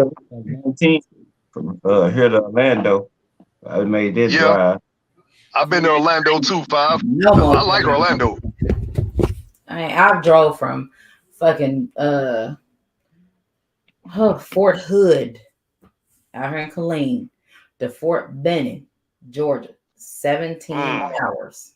Damn. I've driven from Houston to New Bern, North Carolina, and stayed for one day and turned and came back. 22 hours. Hey, if you went for a day, the time you spent there was less than the time you spent driving. Facts. And look, and my son, I think Christian was like 5 or 5. I think Christian was 5 at the time with a 5-year-old. What part of Texas you in? Oh, I'm in the DFW. I live literally right down the street from AT&T Stadium from Jefferson. Oh, hey, go Cowboys! Let's do it. You better know it. Let's do it. Hey, I rock with all Georgia teams except for the Falcons, and because I rock with the Cowboys. Facts. Look now, I be watching y'all play basketball, and I got questions. Hey man, y'all ain't been doing what I'm need y'all to get it together because y'all like low man on totem pole. You can't judge Georgia basketball because what happens is the Kentuckys and the Dukes and the Texas, they all come, they pick all the Georgia players. Georgia basketball players are not going to Georgia. They may go to Georgia Tech. They probably ain't going to Tech though. So hey, I ain't mad at you. I ain't mad at you for saying that. Coach Izzo and Coach Self. Don't forget Izzo at Michigan State and Coach Self at Kansas. Hey man, I don't rock with Kansas. I don't rock with Kansas one bit. I hate Kansas. No. That's why I said it. I hate Kansas. I hate Kansas. I hate Kansas. I hate Kentucky and I hate Duke. My wife is a diehard Kentucky Wildcat. Well, look, I know several individuals. I had a chick I used to play ball with. She actually she was a Jayhawk. I knew a chick that I played ball with. She was a Razorback. So I know a couple folks and I know them personally. So I kind of just, it is what it is. I watch the teams and I normally, when it comes to March Madness, I like the fellas and I'm all over the women. So this is something that I will be covering here. Hey, the tournament is around the corner and I'm excited this year for the tournament. I'm excited too. I cannot wait to find who you rock with college basketball? Who you rocking with? I'm glad you asked. Hold please. Oh my God, there she go. I'm not saying nothing. Oh no, I can't. Damn. I hate Duke, bro. Wait a minute. Do I need to pull out the jersey? Oh no, you ain't got to do all that. Man, I can't stand Duke. Nobody like Duke. Coach K always got talent and rarely comes through. We ain't done good over the past couple of years, but I will say when it comes to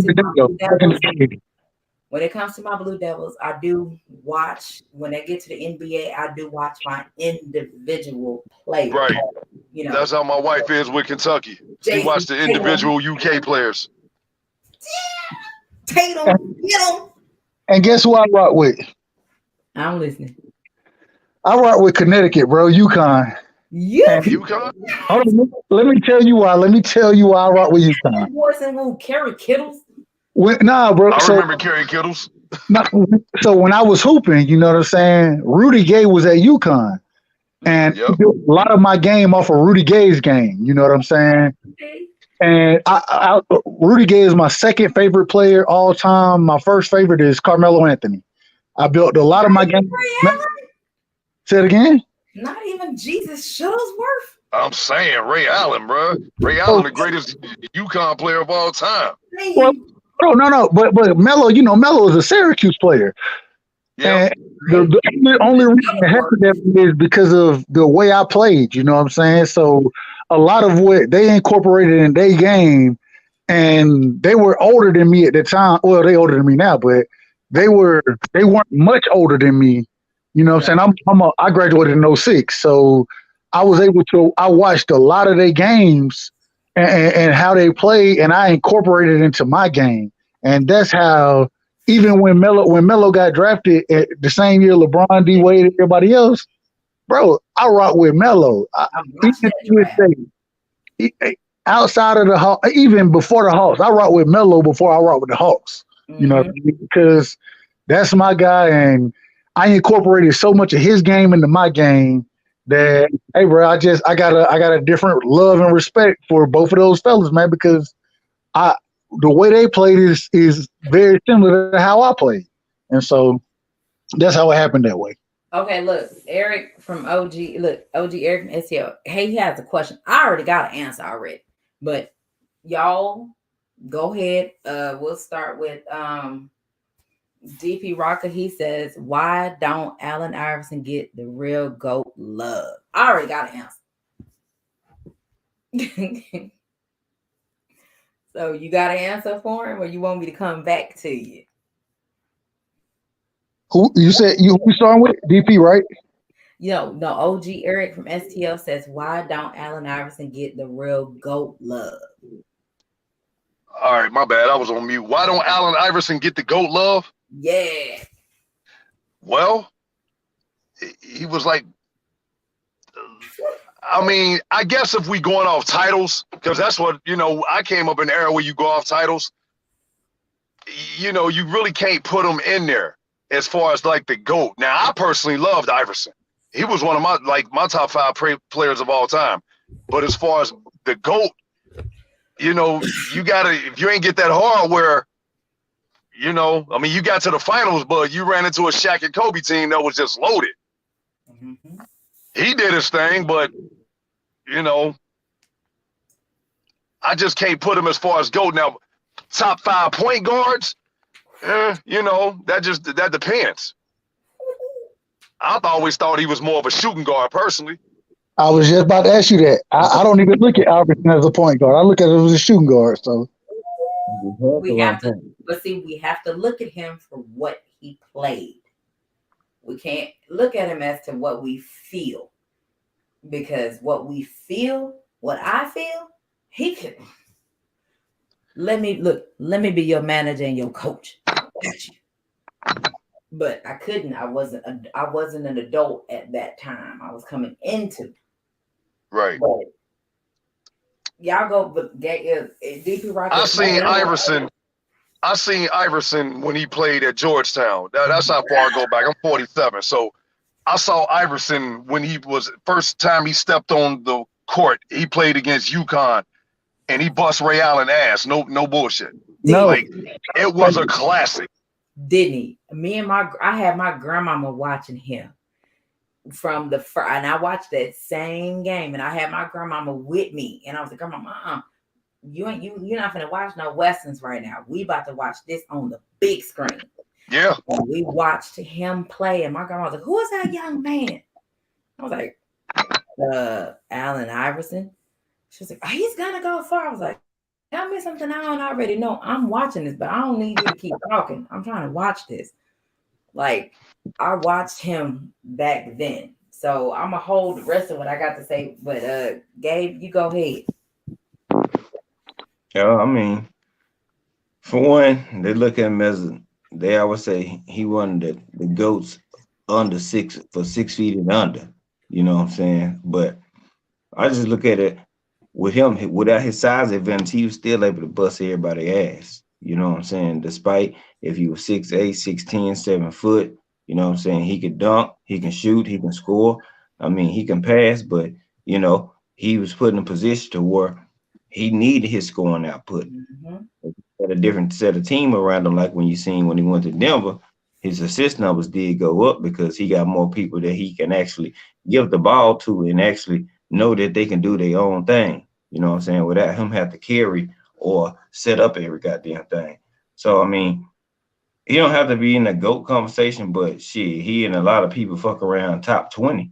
Man, he's up Facts. there. You know, so I look like, I mean, who cares if he don't get the hard if he didn't get the hardware? He's still higher than people that got hardware. That's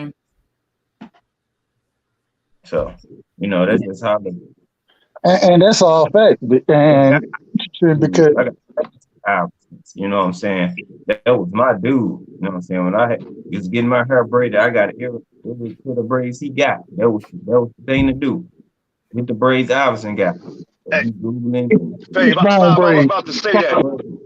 This dude Fishbone. changed the NBA single-handedly. He changed it. He the reason why I got tattoos. No lie. I'm telling you. I'm gonna tell you, you know, especially then, you know, Jordans are always gonna be the go-to shoes, right?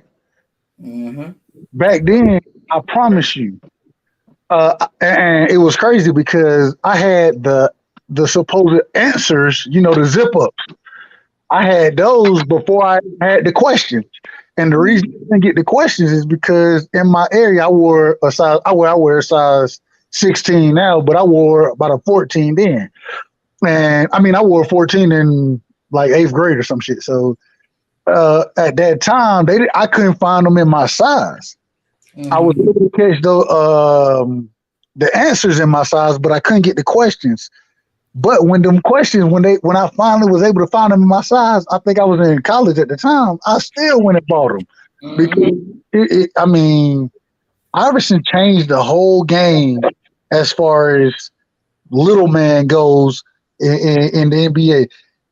I give a lot of credit to Isaiah. I was gonna say Isaiah Smith. Isaiah Thomas. Why the fuck without Thomas? But I give a lot of credit to him for being Muggsy Bogues, you know, them little people.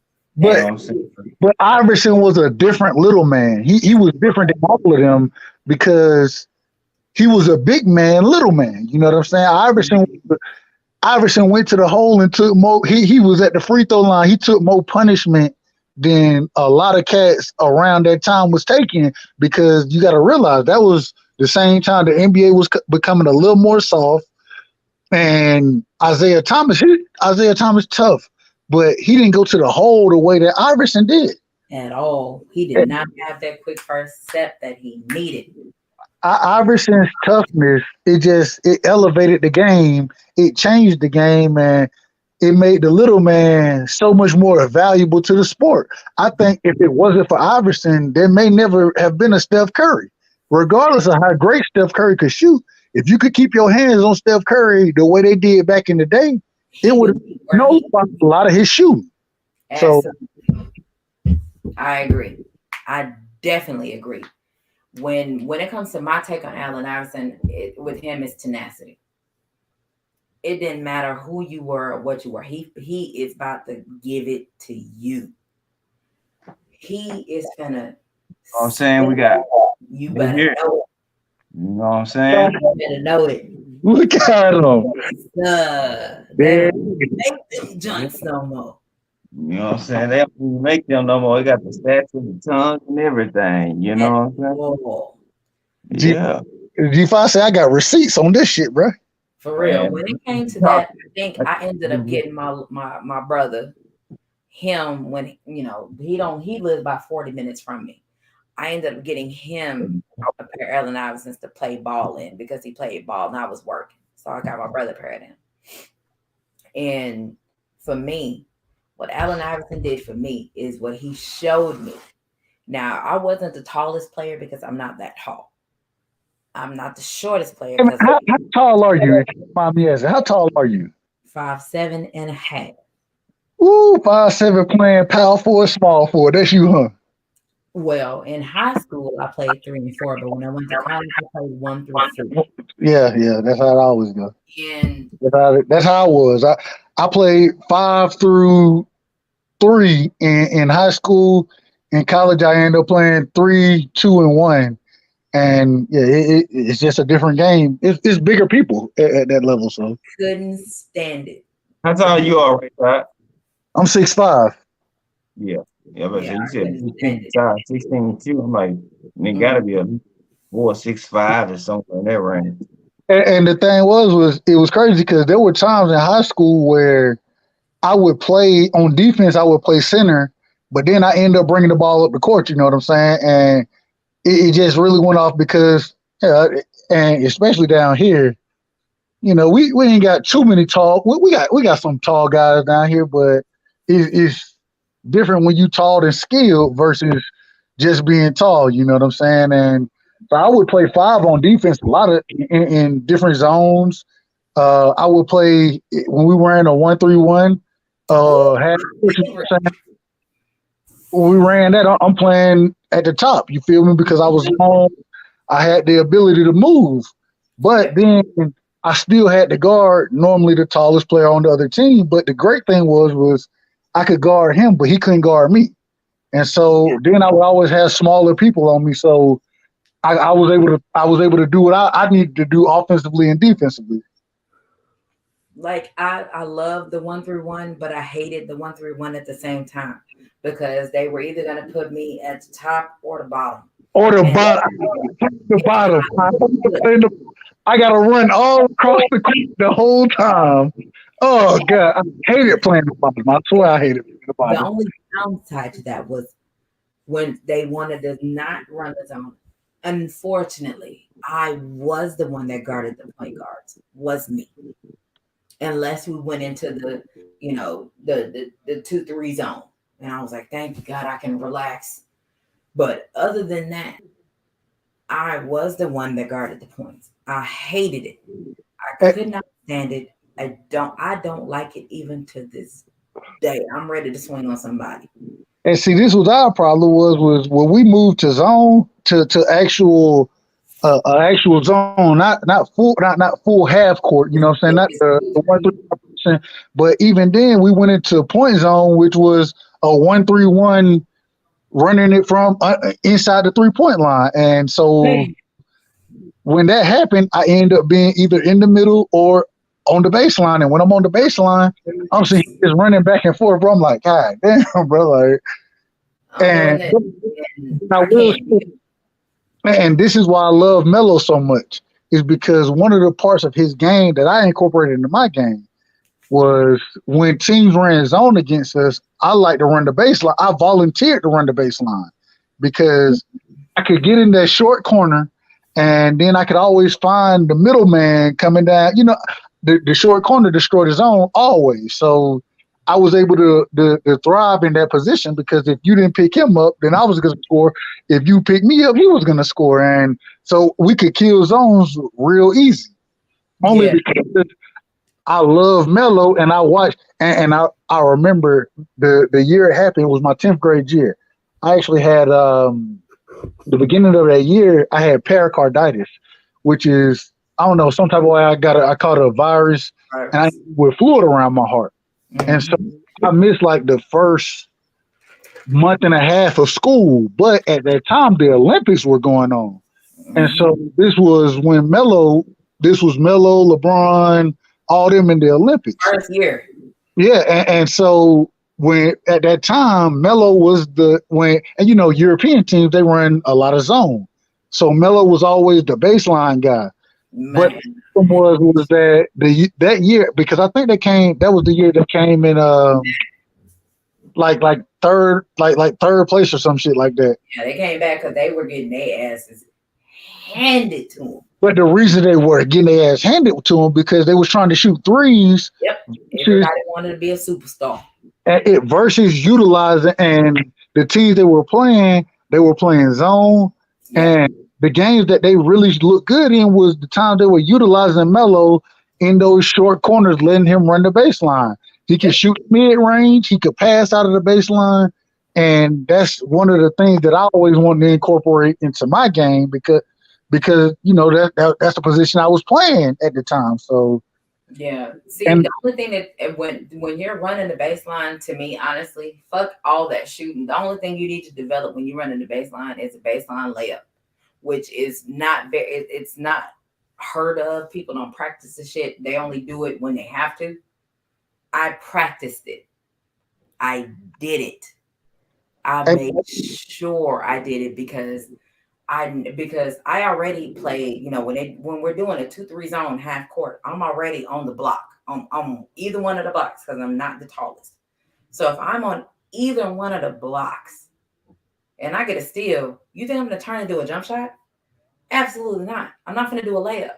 I'm going to turn and I'm going to do whatever it is I feel I need to do. And a jump shot is going to be the last option. So based on layup is a beast. and see, this was the thing was when I was playing the way our coach wanted it. We started off the season. If they're in this, then we got two on the block. You flash high. You got this person low. That Oh, type of thing, right? that shit's amazing when it works right. This, High this lows was awesome. the problem was for our high low was that and Quint and this is one of my partners. I mean, this is my dude to this day. You feel me? But at the same time, he played a great game high, but he didn't understand the game well enough. And the man went and played safety at Georgia, so he was a football player. It is what it is. So I didn't expect him to understand the game that way. But because of that, when we ran high low, if he ended up being low, it wasn't effective. And Yeah. so we put him at the free throw line and said, hey, I'm gonna run the baseline and we gonna overload the side in a 2-3 zone, get the ball to the corner, get it to me in the short corner, and then we got the defense beat regardless of what they want to do.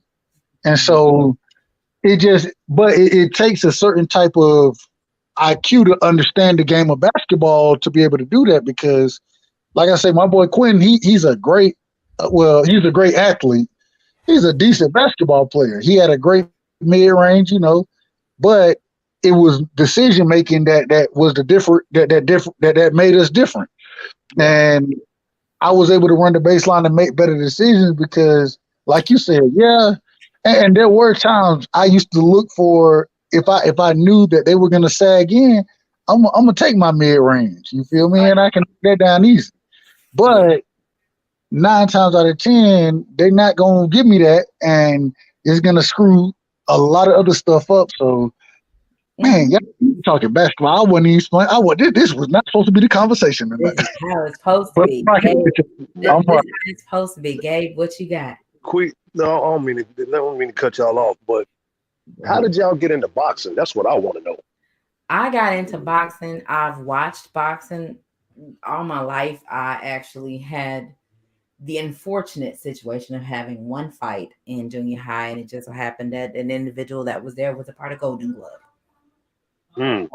And he seen me fight, and he came to my front doorstep and talked to that little Tasmanian devil in there. And she shot him down and slammed the door in his face because she wanted me to. She felt that, back then you have to understand these were in the 90s, early 90s, middle 90s, to where they felt that a chick, fighting, playing football, they thought she was going to not be a part of the fence that they wanted them to be on. And I was like, I like dudes. I like meat. So there's nothing that's going to change me liking a piece of meat. But, at that time, she, was like, no, because I had already shaved. This much of my hair was already gone. And I had the top of my hair was about this long. But I literally got my hair done every 2 weeks. So my hair was always done. There was not a point in high school that I did not have my hair done before a game or before picture day. So it didn't correlate with them that, yeah, I am a chick. So I could not be a part of Golden Glove. My mom turned that down for me. I didn't have the option. G5, you want it or you want me to go? As far as how we got into boxing. Well, on boxing, I mean, I watch boxing. So, I mean, I got to see a lot then. You know, I always watched it, but I ain't stayed like uh knowing the sweet science of it. I was just a fan. You know what I'm saying? I like the fighters, and then over time, you know, I started to learn more and more because I just don't like to watch stuff. I want to know, you know what I'm saying, how they doing, how they operate, you know what I'm saying, the ins and outs, the business. And it just got to a point, time passed. I mean, I was just doing other stuff, you know what I'm saying. I always watched it then, but I mean, I knew a little bit more about it. So when I did watch it, you know what I'm saying, I had a better understanding of it. But as time went on, you know what I'm saying, more fighters started to become more interesting to me. And boxing had got hot for a while, then it kind of cooled off. So of course, you know, Floyd kept people interested, want to watch, you know, people lose. And I was like, man, shit, this nigga's not losing though. You know. Mm-hmm. I mean, then once you get into it, you understand, you know what I'm saying, boxing, then you see how much people sacrificing, you know, they put on the line to form this sport at a high level, you know what I'm saying? You have a different respect for them. But that's pretty much how I got into it. And then now it's just like I'm in it, but then again, I'm in it for what I want to see out of it. You know what I'm saying? I don't get butthurt about if certain people doing this. It either is or it ain't. You know what I'm saying? I'm gonna call it straight down the middle. I don't care if it's somebody I like or whatever. You know what I'm saying? If you on some bullshit, yeah, we gonna call bullshit out. So I mean, that's just where I'm at with it now. You know, my mind too diverse. Just talk about boxing, so that's why I just yeah, I'm a media creator. Oh yeah. Y'all do a better job than You don't have your the ass right here commentators. with me. When we talking about playing ball, we talking about Yeah. March Madness, you're gonna be right there. But and this was the thing. So for me, I'm gonna tell you, Saint, it was excuse me. It was damn, hold on. Okay, there we go. So it was twofold for me because the same way I became a Cowboys fan was the same way I became a boxing fan. Because my dad, all his brother, all his siblings, even though I didn't grow up directly around my dad at the time, you know what I'm saying? Whenever I went around, actually my aunts and uncles more than I was around my dad, but they were all Cowboys fans. Yeah, buddy. And then my stepdad, you know what I'm saying, at the time, he was a big boxing fan. Well, he wasn't a big boxing fan, but he liked having boxing parties. And so when people would be coming through, a lot of the fights were Tyson fights. And me and Mike Tyson have the same birthday. Because we both have the same birthday, June 30th, that really drew me to the sport. But because after that drew me to the sport, let me say it that way. After it drew me to the sport, I kind of let it go for a second. But then as I got older and started having conversations with other boxing fans, I realized I was like, okay, I know a little more about boxing than I think I know. And so I started just watching fights. And this was around the time where Floyd was on Showtime. What it was 20, not 24, whatever the little Showtime HBO specials they would have with him, Ricky Hatton, back probably late or around 2010, 2011, somewhere around the time. And I would we would me and my partners we would go to. I was at Valdosta State at the time. We go to Savannah, we go to Georgia State, wherever, and we would go just for or to smoke and fight or smoke and watch the fight. And so we make that was our party. You feel me? We would go to Georgia Southern and we go on for the weekend, but Saturday night or Saturday the whole day we gonna get down there Thursday. We gonna go out Friday.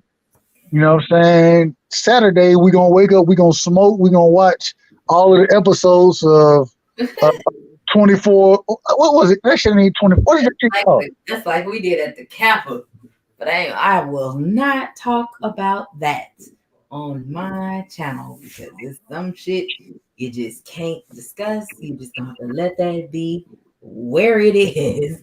Let it marinate. Events Let at it marinate. I can't. I will not discuss any events at the Capitol. I'm gonna let that be what it is. DP Rocker, what you got? You got anything to add on? When it comes to March Madness, anything to add on? When it comes to Allen Iverson playing ball. You know what? I just appreciate, first of all, like I said, it was my first time coming up here, Queen. I appreciate you letting me rock with you. Five, you my homie for life, bro. Right side, me and you solid, bro. I love listening to y'all cook. And I didn't get into really the inside of the box and the inside game until I got on YouTube.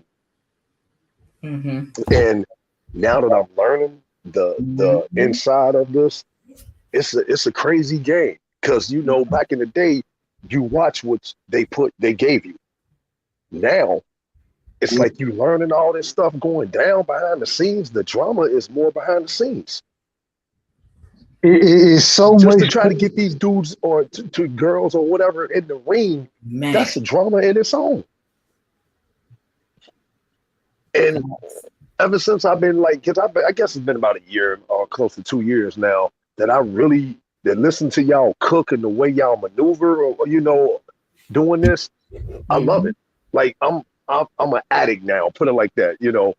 I know I didn't get on my wife's nerves too, because I walk around the house with the phone all day, and I'd let her know, yo, babe, I'm alive, whatever. But I'm into this now. You know what I'm saying? Like this is my new hobby now. Yeah. And I like hearing it. So I appreciate y'all. I really do. What is her lane? Like, what is she like? Because, I have no problem with extending an invite to get her comfortable. And oh no, she cool. She like basketball. She know what it is. Look, hey.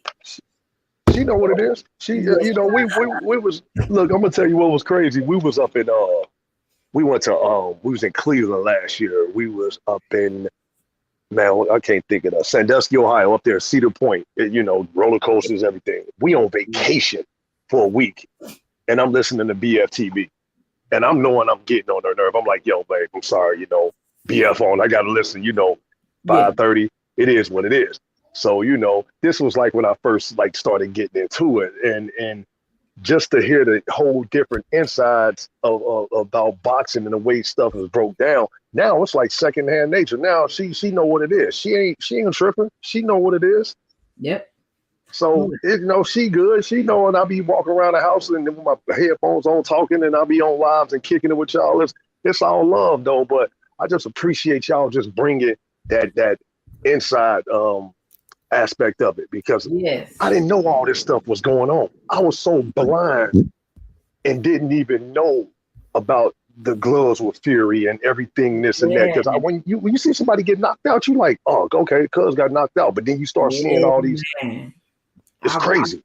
I bought a lot of the fights. I've been on, like I say, at that point in time when the first fight happened, I was on another channel. It's no longer available at this particular time, but the after fight, I actually was on crutches at that time, and it was actually displayed, and I kind of went live with him.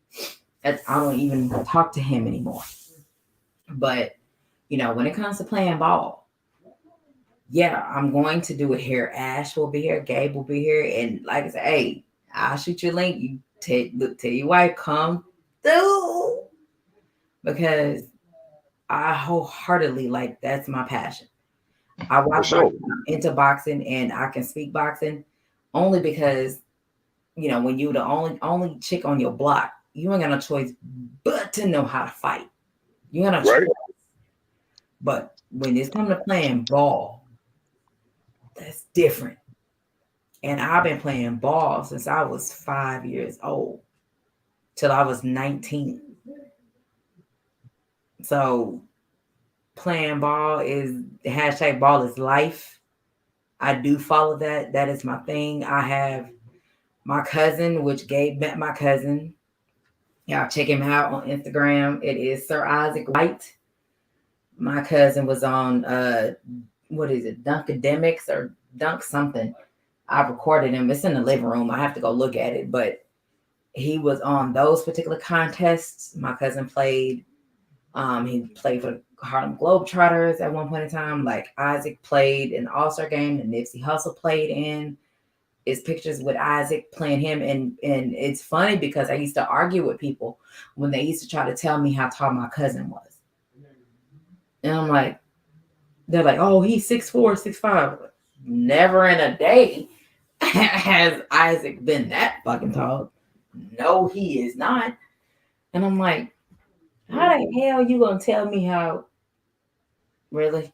How y'all gonna tell me how tall Gabe? They literally said Isaac was like 6'4", 6'5".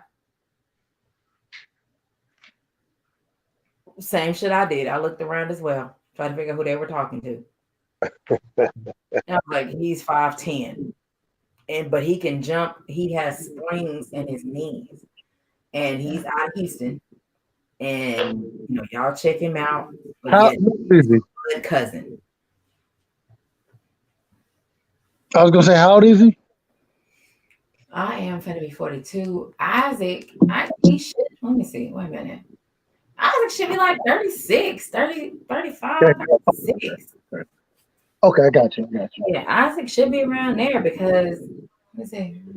Yeah, because he's one of the youngest. He is the youngest. When it comes to, the cousins on my daddy's side, he is the youngest.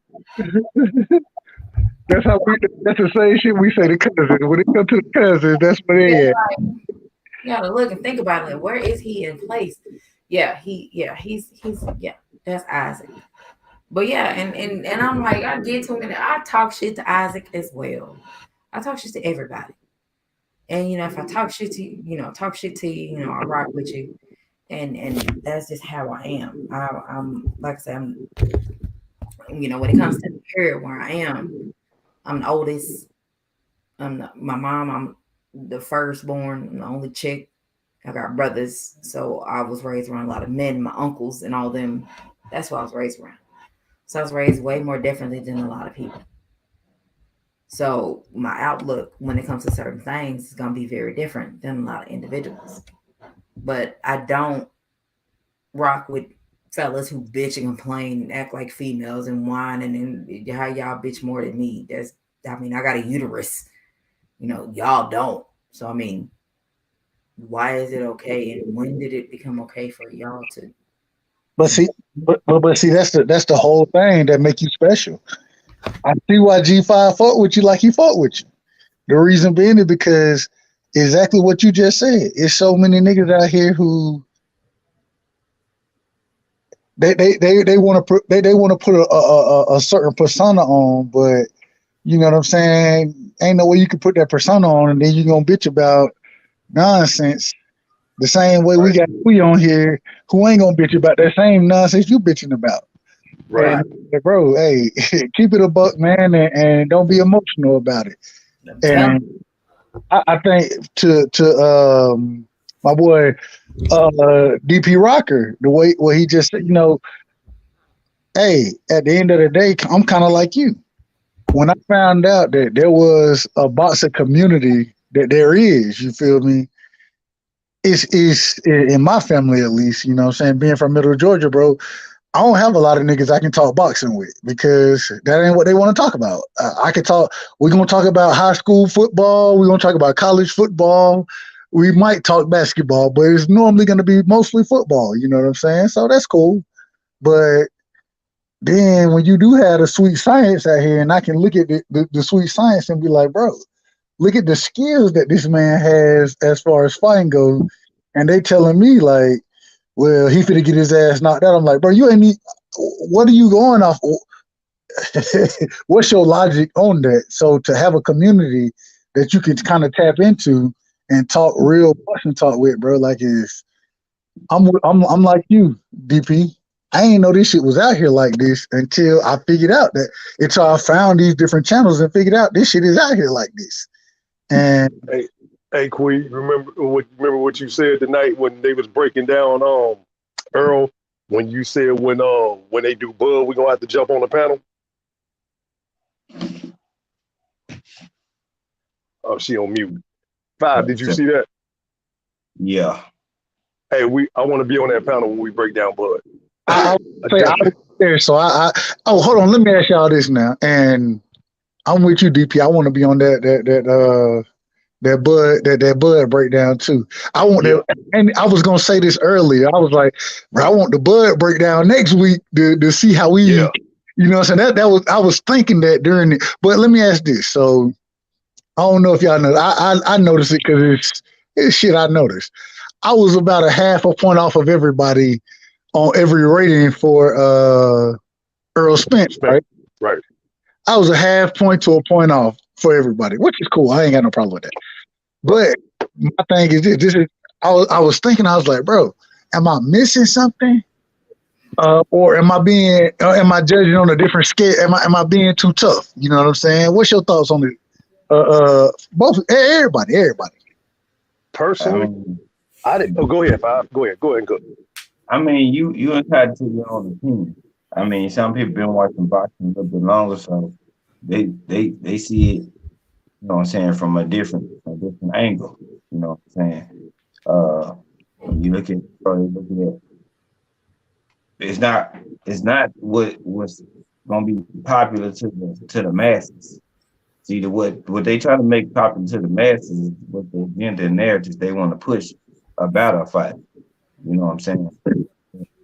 You get in there and you fighting tougher competition and they beat you, it's not going to get all these knockouts. Even they hit 70%, they couldn't beat you. That let you know right there, along with special, if he fully engaged, then what the hell you think they're gonna happen? You know what I'm saying? It's like he was training himself in a lot of aspects for the Sean Porter and then the Garcia fight. And they still couldn't do nothing with it. That's why I'm like, it's levels to this shit. So you entitled to your own. I mean, you explain why you viewed it. So I mean, it ain't really no explanation. It's just how you view it. Now, go ahead. Now, when they look like, okay, well, Floyd was a 10, like everybody got different strokes for different folks. Some people can be a level 10, but their defense might look like, okay, I'm gonna parry, I'm gonna knock down these, and I might take a few, but you're not gonna be hitting me flush all the time. You know what I'm saying? Some people like Shakur and Floyd, you know, Devin, they more movers type of people that's more appeasing and appealing to the eye because they doing a lot of moves. I follow the realm of what you just said. Those are three of my favorite fighters right there. Go ahead. Yeah, so when you look at them, it look pretty. You know what I'm saying? So they catch people, they catch their eye as that is what necessarily what good defense is. Now they know how to do it well. Don't get it twisted, but it's not just because you can do all that, don't necessarily define or make it seem like, oh, if I had defense like Hagler or Hearns or somebody that don't have good defense. And if I can make you miss, you make me miss, and I don't take significant blows, then you are good defensive. Now, when you constantly can do it against the better competition, that's when you know your rating goes up. Anybody can flex and moonwalk and percolate on lesser competition fighter. You know what I'm saying? But when you fighting the best people that's available in your division and you still can get it done and find a way to beat them at their game and imply your strengths and neutralize their weaknesses, that's what we see when we look at Earl Spence. You know what I'm saying? So it's like it's deeper than just, oh, he looked pretty doing defense. A lot of punches get blocked, they get parried. He's not steadily taking a whole lot of unnecessary. Sometimes he'll get in there because he'll like, I'll let you get a couple because I'm gonna eat them. They ain't phasing him. So he's doing it because he chooses to, not because they doing something that he can't handle. You know what I'm saying? So that's what we look at. I think for me personally, man, number one was like my brother put me on with with Earl. I didn't even know nothing about him. I wasn't into boxing back then. But then this rumors got out that he beat up Floyd in sparring. Now, nobody has ever seen this footage. They just going off the legend. The urban legend is that he beat up Floyd Mayweather in sparring. And once I got to see him and see him started fighting, he beats you at your own game. Whatever you do best, he take that away from you. And I knew he was like that dude when he was on national TV and he looked at Keith Thurman and said, F that, when me and you gonna fight. It was serious, and this dude like punked out. Like he got scared and he punked out. He didn't want no parts of Earl Spence. And now I see why. I seen him like beat up Danny, and when Danny walked back to the ring, man, you just seen the disgust on his face. Like Danny looked like he wanted to cry. I don't know what round it was. It might have been like the third or fourth, but he looked like he wanted to literally cry. Like, man, I got to get out of this because there was nothing he could do. And if you notice the trend, man, every fighter that fight him, after they fight him, they ain't never the same. They're never the same. Yep. Definitely. Now, that is a fact. They're different. Absolutely. This dude is different, man. And we going to break down the whole Crawford versus Spence thing. I don't believe Bud's scared. But I will tell you this. There is skepticism in him fighting Earl Spence. I do believe that. I do believe that. I ain't gonna lie to you. I don't believe it. I think that and the reason I don't believe it is if you're a fighter, you're a fighter. It's no way you can be successful in the game of boxing if you doubt yourself. You know what I'm saying? So I feel like I think Bud. I don't think Bud's scared of the fight. I don't think Earl. I don't think neither one of them scared of the fight. I don't think neither one of them trying to duck the fight. What I will say though is that I think that, and this is when the YouTube community really, because I can look at this fight without the community. You know what I'm saying? Not being in the different chats, having the different conversations. If I was in it then, I'm like, hey, yeah, I don't think neither one of them scared. I don't think neither one of them ducking. But then I can say that, but I don't really have anything behind it as far as what I'm saying. What I'm saying now, what I've started to say, and what this community has helped me understand is the business of boxing. And then it is so interesting because even now, I can talk the business of boxing, but there's always angles and aspects that I don't always see. You know what I mean? And even having somebody like I think DP, you said it earlier when Samson was on with KQ earlier. I was listening and I'm sitting here thinking, and Ricky asked a great question. I don't know if y'all saw it, but Ricky asked about the PBC being broke, and more or less Samson said being on the same level as the other promoters. He was like, nah, if you want to be your own boss, you go to the PBC. That's what he said. And but it's so interesting because even back when individuals, you know, calling for or not even, I'm not even going that route. I don't even want to talk about what happened previously with Bud. Just talking about today. When we talking about today, ain't no way you could tell me that you suing your promotional company and then you shitting on other promotional companies, maybe not you directly, but your team. And if you don't have control of your team, I mean, it defeats the purpose, because if it's basketball, it's different. If somebody on the team talks, then we all got to back that shit up, right? Yeah. But in boxing, if somebody on your team talks, you're the only person who can back that shit up. It's on you now.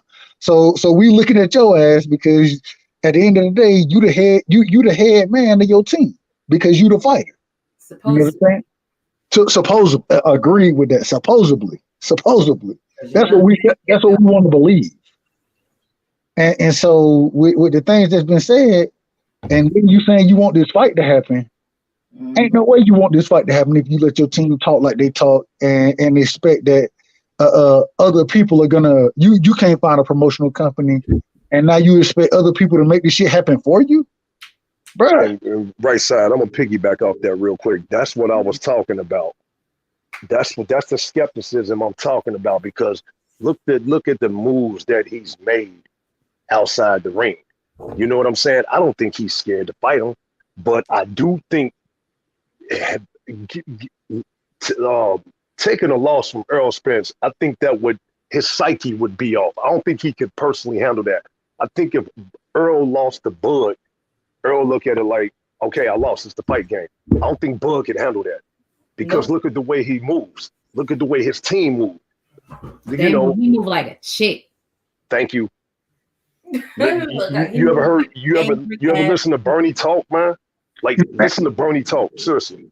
Bro, I ain't gonna lie to you, DP man, and that's what's crazy. Like I said, we done seen what we say in the chats. You feel me? And yeah, bro, and it's really disgraceful because if you look at Earl team, you can't tell me anybody who talking on Earl team. You can't tell me nobody talking shit on Earl team. They're professional. Right? They business minded people, business minded.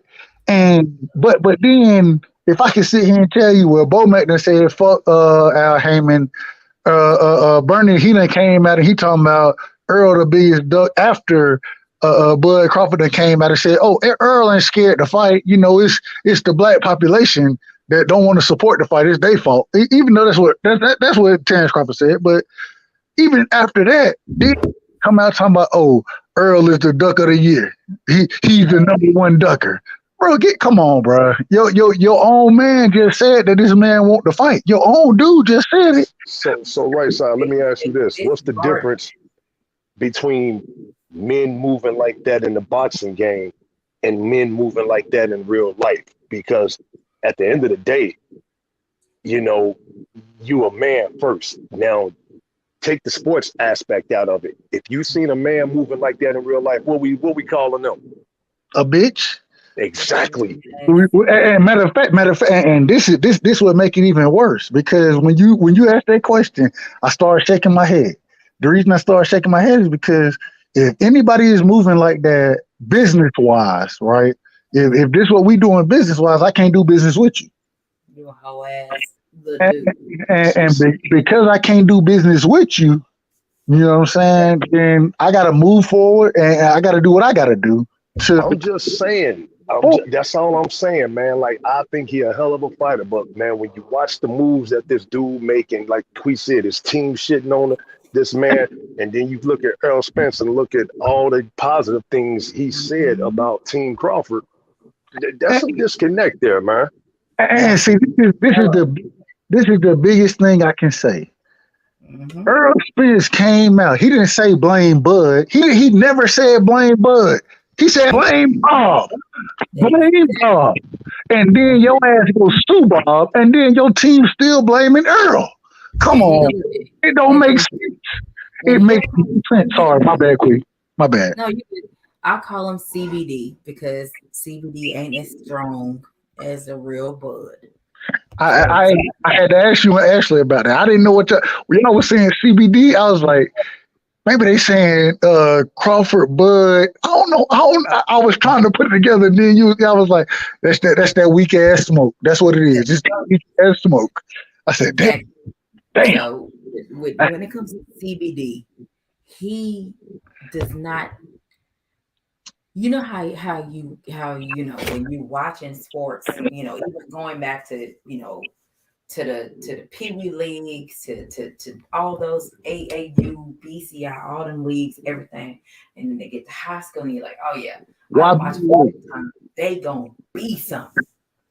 And then when you see them a couple years later, what happened? CBD is like that for me. It's like you was gonna be something. You was gonna do something. What happened? You became a diva.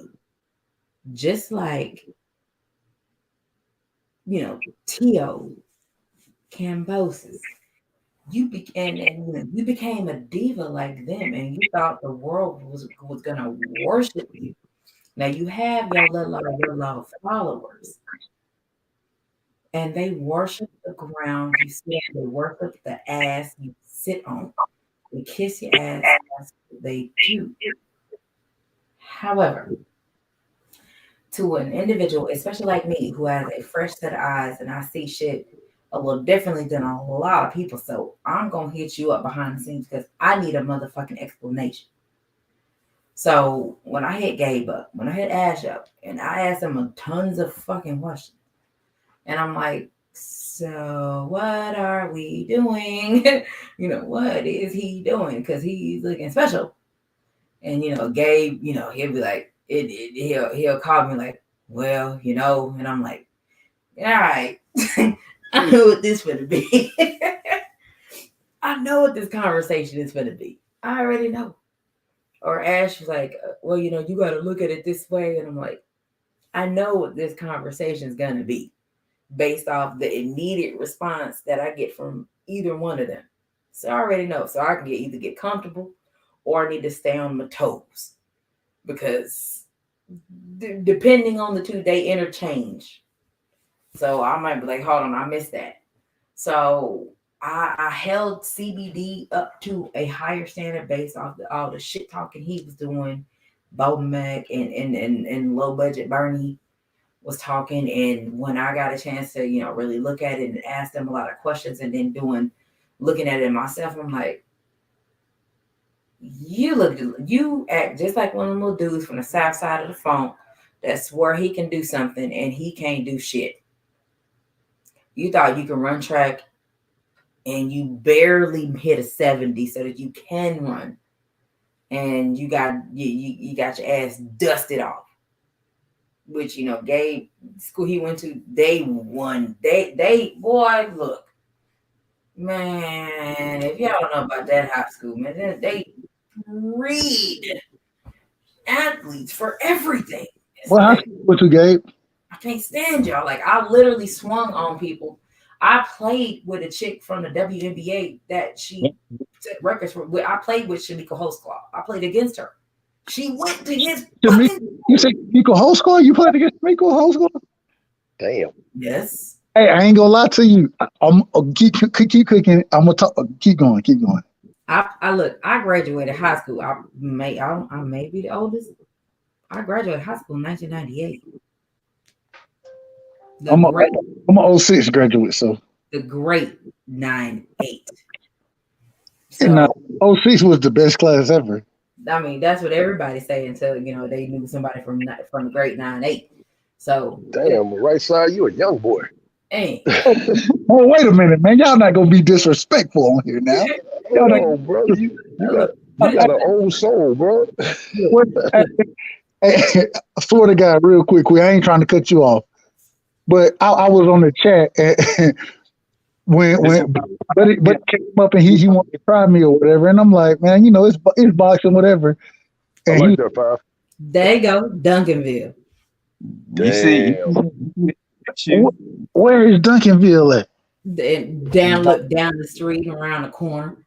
Go pull it up. Duncanville High School. Is it in Dallas? Close to it. It's Dallas. It's in Dallas County. Hey, right side, you know that class. Oh, Five. Y'all some young boys, man. Hey, only real niggas can represent 06, bro. That's it. The real niggas represent 06. I'm just telling the truth.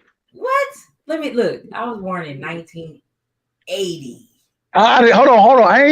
I'm saying that I'm not down in anything you got going. I'm only saying that in 2006 graduating, real niggas represented the class. That's all I'm saying. All I gotta say is I'm proud to turn my jersey number this year. It was a lot of people that I went to school with that didn't even make it to my jersey number. Facts. So, what you 43? 43? Oh, deuce. Oh, deuce. Hey, I was deuce, baby. Deuce. Oh, deuce. Deuce, baby, 22. So I got a lot of my time. Say it again. The number Gabe is going to be Gabe's birthday. Matter of fact, it's next Saturday. Yeah. 34. Yeah. 34. Yeah. He probably more excited for his birthday than he probably is. What to tell you about a young nigga? Older than by 8 years. That mean you seasoned. Five, I see what you did there. Hey, like DP said, bro. Hey, man, we got old soul. It's all Old about soul, bro. what their soul feel is, bro. Because hey, it's a lot of individuals who our age that's very young minded in their thought process, and hey, old souls always rock with old souls. We recognize real. It is what it is. But you know what I always like about like when I lived down south, man, the South is different. You know, that Southern hospitality is for real. Yeah. It's for real. I mean, y'all down there, man, y'all swag different, everything about y'all. Like I said, I lived in Georgia for 2 years, man, and even the women down there, it was like 8-1. I was just like, oh my God. Like, I got in so much trouble down there. Every time you walked around, you see somebody waving at you, saying "What's up?" Bro, Love, that's bro. a different show. That's another show. Look, it's crazy. You go to other cities. When you from the South, you go to other cities, and you walking down the street, you be like, "What's good, bro?" And niggas be looking at you like you crazy. And I'm like, look, "Yeah, what's up, bro? Like, what's good?" You know what I'm saying? There ain't nothing. Go ahead. Sorry. no, you're good. I'll put it this way. I'm one of the select few chicks. I actually have a Yukon. That's what I drive. I push Yukon. I do have a sub in Black Beauty. So we are one of the few chicks that we are swinging and banging. You flossing right now, Queen. You flossing. I'm finna get another sub back there. So I need to go hit up my folks and see if I'm gonna get another sub. Do I need to get another amp, or will that one amp be enough? It'll be enough. Oh well, you know what kind of amp I got. That motherfucker beautiful. You don't need that much smoke now, man. Come on, man. It's going hitting deep. What you got? You got 212 back there? Look, I ain't got but a 10 in my shit here. Oh, you banging. I swear I had a 12 back there. Hold on. My first car was an '89 Lincoln Town car, right? So you know that's the one. Oh boy, car. The Steelmobile, full front seat, deep trunk. You know what I'm saying? I had two kickers, 212 kickers with a phosphor, a Rockford phosphor. I can't even remember the name of the shit. I got a 10 kicker. False gate. Hey, look, and guess what my mixtape Ryan 2 was back then? What? It was Jeezy first mixtape, bruh. When Jeezy first came out with Trap or Die, that's what we was riding to. And all day. Hey, that Pastor Troy. All right, all right, my bad. I'm going too much joy. Yeah. So I got a 10 kicker back there, and that's what I got. But my shit hit extremely hard. If I could, I think I'm gonna have to try to disconnect my phone from my truck, and I'm gonna have to try to do something and let folks hear. Because I think he might have posted a video. I think I may have at some point in time posted a video of how my truck is swinging and banging. But you know, I'm one of the few who has an SUV that's really swinging and banging. That's the old school love. That's the old school.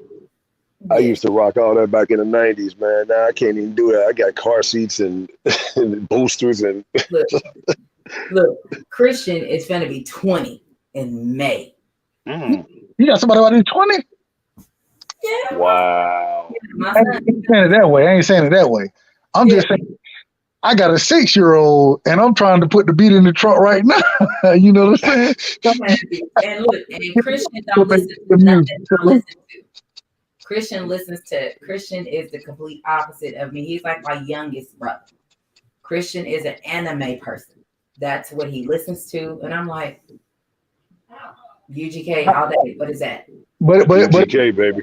It's a different level of art. It's a different level of art going on in the mind. And yes, it is. It's still certain genius about that as well. You know what I'm saying? He just got to make sure he find it. We found it. And I was like, oh, 7 Deadly Sins. That anime, I can't call it cartoon, that anime Seven at least. That shit is fire. My If shit. y'all have not checked that anime out, it's called Seven Deadly Sins. It is not what you think it is. Gabe watched it and he loved it. What is this now? Put me on. Put me on. What is It's Guess on what? Netflix. So quick. Guess what? I am Meliodas. No, I'm not gonna play with you. okay? Look, Meliodas, he is a character and he be like on his knees up under a chick's skirt, or he'll grab her boobs. Hold on, wait. This is the anime. Yep. Hey, so let me ask you this. Have y'all seen? And I know we on different levels. We on two totally different levels. But my son, he's into Avatar. Oh yeah, I've been through that. Bro, well, this was the craziest thing. So I was like, bro, I watched Dragon Ball Z when I was growing up, but after 12, I let Dragon Ball Z go. And What you say, right? Look, what you say? Oh no, she didn't. What you say? No, she didn't. Okay. and this is what's so crazy though. My son started watching Avatar That's mine. myself, especially during COVID, because that's when he really picked it up. And I found myself watching it with him. Bro, I was like, oh, this shit good as fuck. What's going on? What's gonna happen? And I'm thinking, I'm a grown ass man watching goddamn Avatar with my son. I'm But gonna tell you the same thing. let's get him on it. Go ahead. Same thing I told Gabe. With y'all having them little boys, I've already been there, and it cost me a whole lot of money.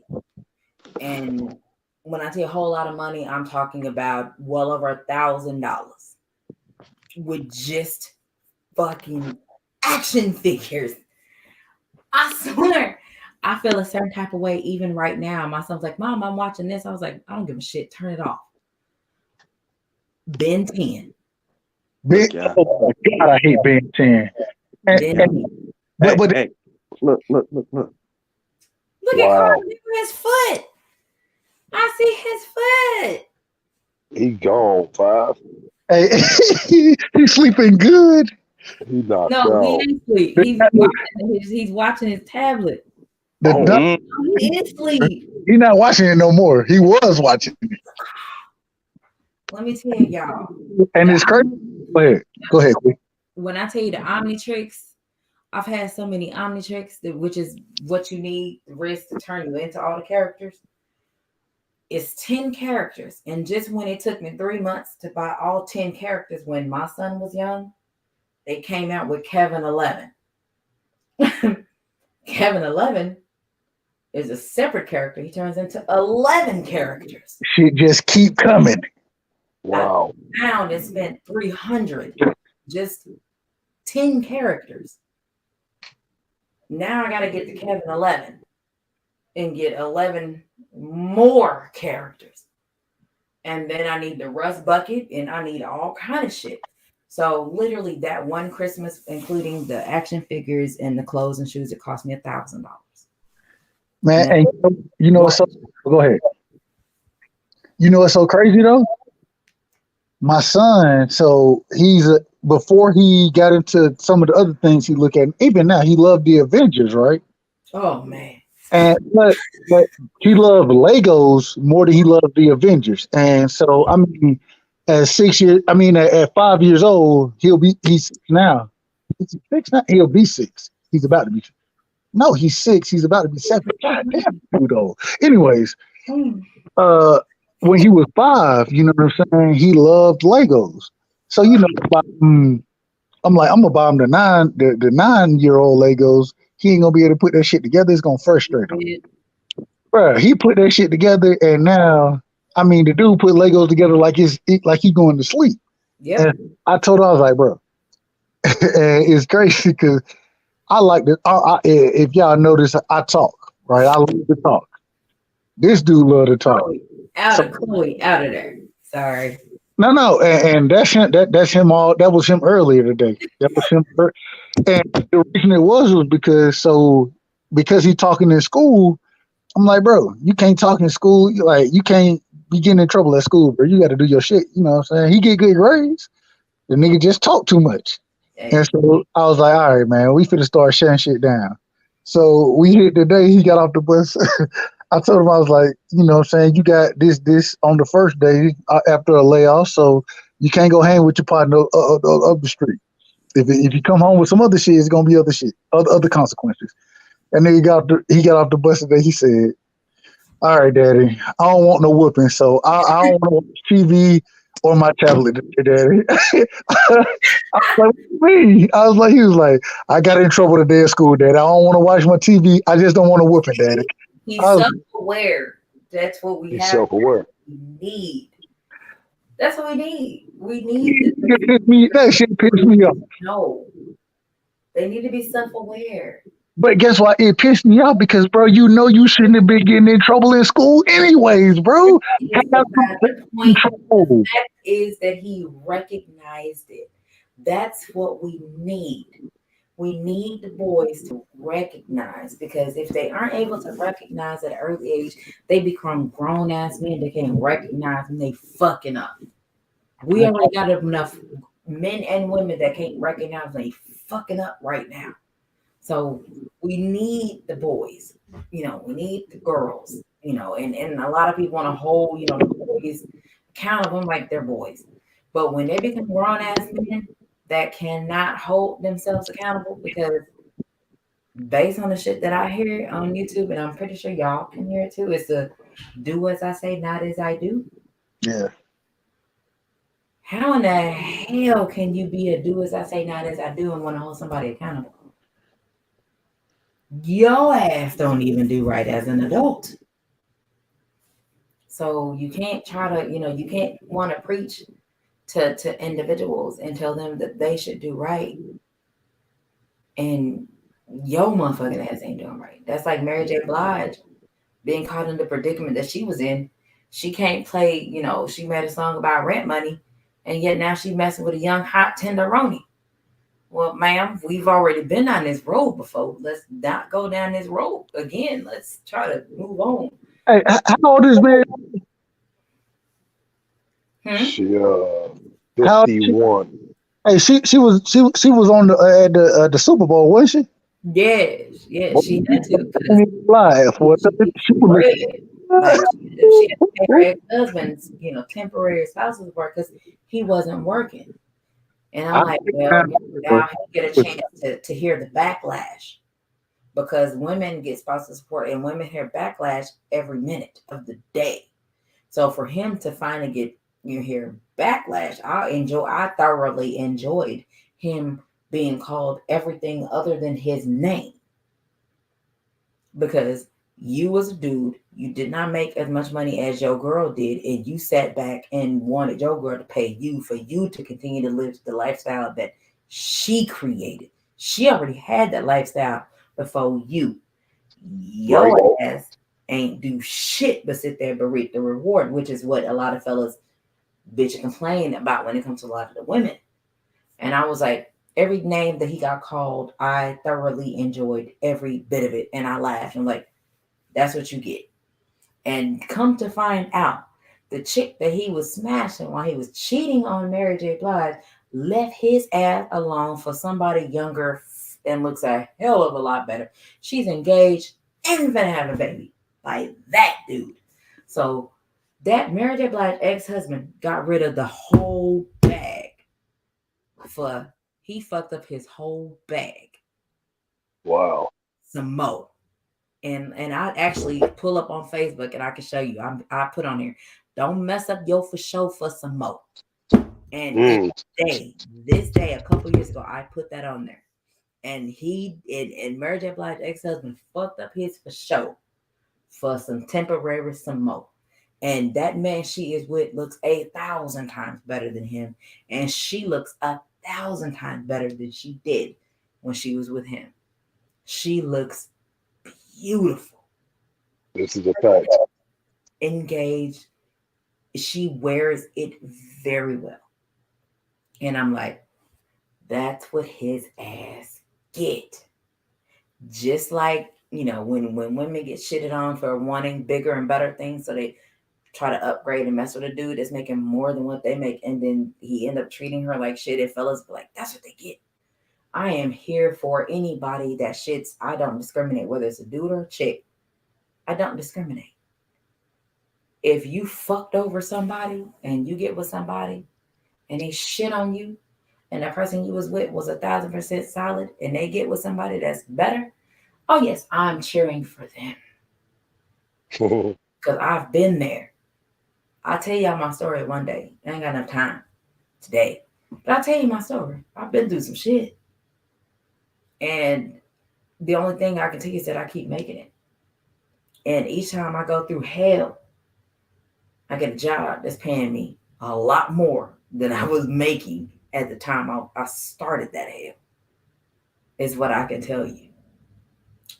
I'll say I went from making $11 an hour in 2016 to $16 an hour to $20 an hour to what I'm making right now. I'll say, wow, that's what's up. And that was as soon as I left that dude, I had to pay and get a lawyer to get me out of that relationship. So I ain't going nowhere but up. That's and right. I found out that he just shitted out a child that he got to start over in diapers. Boy, your kids is fucking gonna be 19 and 20 fucking. No, they're both gonna be 20 years, 19 and 20 years old. And you mean you got one in fucking diapers, bruh? Good for you. Not this thing here. No, sir. One done. And that I'm different. I'm very different. And I hope that based in light of everything, because we didn't been on for 2.5 hours, I'm hoping that everything that you guys have heard me say, I hope you've learned something from it, and that it shed some light on for you as the individual that I am, because ball is life. Ball is my passion. Like I played ball from the time I was 5 to the time I was 19. I got 2 basketballs in my in the back of my truck right now. I have an indoor ball. I have an outdoor ball right now. And down my street, one light is a court outside with chain nets, so you can hear the whoosh. Oh yeah. Yeah. That sound is better. That sound is better than any. Yes. Uh-oh. Right side, I don't know why you get on here twice. I don't know what happened. Let me try to kill this one. Well, Quee, I appreciate you letting me hang out with y'all. Yeah. All right. Appreciate you, DP Rocker. Yeah, I got to shut it down. I got to get up early in the morning. Yeah. My grandbaby got to be at school at 7:30, so. Appreciate you. Hey, real quick, DP. Yes, sir. Did you say your grandbaby got to be up? I got 3 grandkids, brother. Right on. Yeah, you the old look. You the big homie too, bro. I'm the big homie, man. And much support, bro. Yes, sir. I appreciate that because I love it. That's the same, y'all. Bro, I swear to God, I grew up with my mother, my grandmother, and my great grandmother. Right? Yeah. And my my great grandma, she woke up, she cooked breakfast, Big Mom. You know what I'm saying? And my grandma made sure I got to school. And then my mom did what she had to do until she could move out and we could do our own thing and rock like that. So much support, bro. Appreciate that. I'm gonna tell y'all this real quick, and I'm gonna say deuces. Yesterday was my mother's 68th birthday, February the 24th. Happy belated. Today, my grandma been gone for 14 years. She died in 2008. She passed away the day after my mom's birthday. I was living in Atlanta when I got the phone call, and when I got back home to her apartment, when I walked in that apartment, just the fact that she wasn't there, it just blew me away. I stayed down there for 2 weeks, and it was different. You know, I could still feel her aura down there, but Yeah, 14 years, man. My grandma been gone. Dolly Mobley. Dolly Mm-hmm. Mae Mobley. Yeah, she was from Griffin, Georgia, and came on up to Cincinnati. Mm-hmm. Came on up to Cincinnati. Salute Mine to the great woman, man. Salute was to her. April 7th, 2019. April It's coming 7th. up. I can't stand that day. I So know, you Queen. real hard for me. I Trust know. me. I know. I understand. Mine dropped with 2011, 2013, a week before her birthday. Yeah. She It's passed different. her birthday and got buried on her birthday. Mm-hmm. Oh man. Yeah. So, yeah, And I understand that. And she tatted on my chest. Been there for since I was Yes, living sir. on stuff. Yeah, I got her on my arm, man, and she was 88 when she passed, and I had a moment, you think about her, and then you just break down, and then you got to get back to work, and it's like, man, but you can still remember the good times growing up, and she used to cook all that old school, all that stuff y'all talk about down south. She knew how to cook that stuff, man, like literally, pig feet, hog moms, quit chitlins. your I mama. grew up eating that stuff. Hey, Yes. on a good holiday, Love it. we still might catch some chitlins down here, bro. Like that Man, chitlins over some rice with some hot sauce.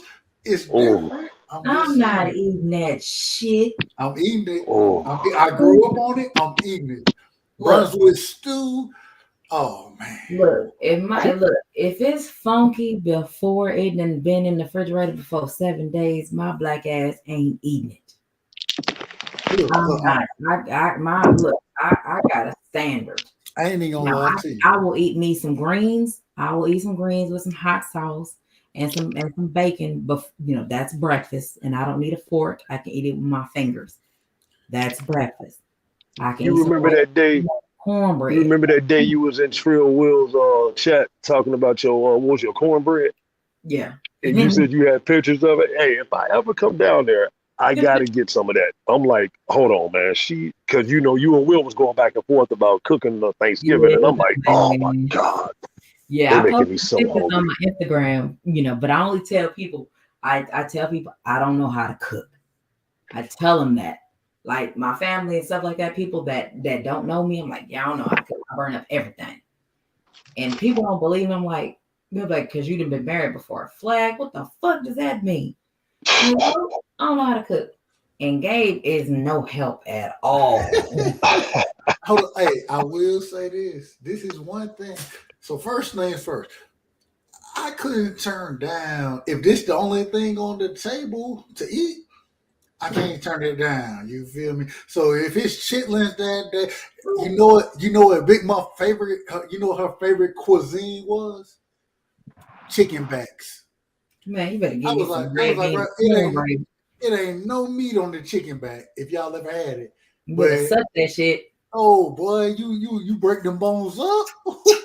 That shit it hit different. You know what I'm saying? So hey, who am I to turn anything down? So, but I will say this: the one thing I did learn from my great grandma, I can make a mean dressing simply because I Mm, grew up in the kitchen. When it was time to cook, hey, I had to be there. Go Look, get the flour for me.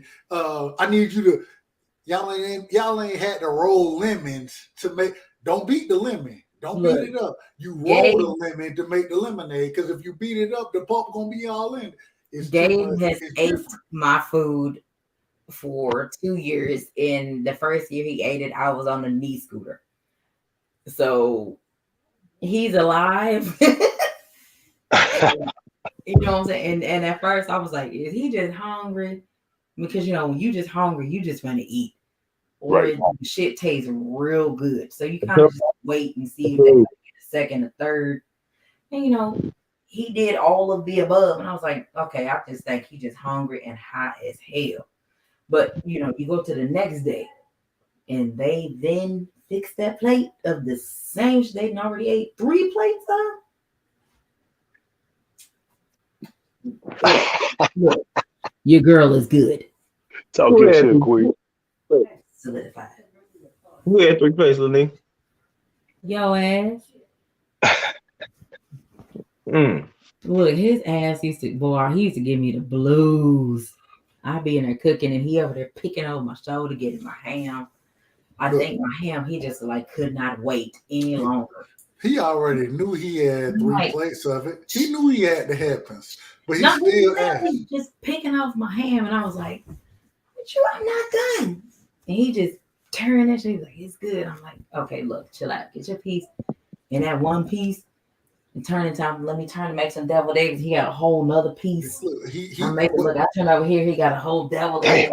Man, well, I'm like, missed it. You missed it though. What he did was he picked the piece, right? And then he stepped outside, hit the L a couple times. He didn't step outside. He ate right there. Oh damn, he didn't even leave? No. Well, that's that good food. I'm like, no. Man, y'all making me hungry, man. I gotta go get something to eat. All right, DD, I'm about to jump up out here right now because I ain't running. Thank you so much. 5, you my homeboy for life. Love you, man. White side, love you. Queen, love y'all. I'm gonna holler at y'all.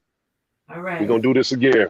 Yes, sir. All right, go ahead, right underscore right side. Go on in and do your last word so we can jump up off here. Hey man, I'm out for the night. Appreciate y'all. Much love, and we're gonna keep rocking as always. Yes, sir. Appreciate you for coming through. Go ahead, Gabe. Y'all look with your hungry ass. What happened now? You either be hungry or the shit just be good. One of the two. Nah, you just be hungry because I don't know what I be doing. Hey, they don't know. Young nigga be eating. You know what I'm saying? Get it in. Smoke my herb, go to another planet, come back down. Give me the food. You know what I'm saying? But good show, Sweetie. You know, proud of you as always. Keep doing your thing, talk your shit, continue to be you. You know what I'm saying? You know, good concept. You know what I'm saying?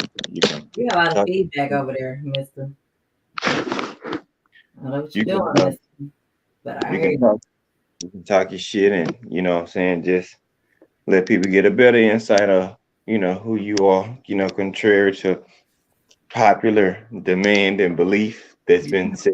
So, you know what I'm saying? It is what it is. It's up to you to write the story, write the script, and who you are and shit. Ain't nobody tell you no different. So, keep doing what you're doing. Ash, she gonna be right there. I'm right here.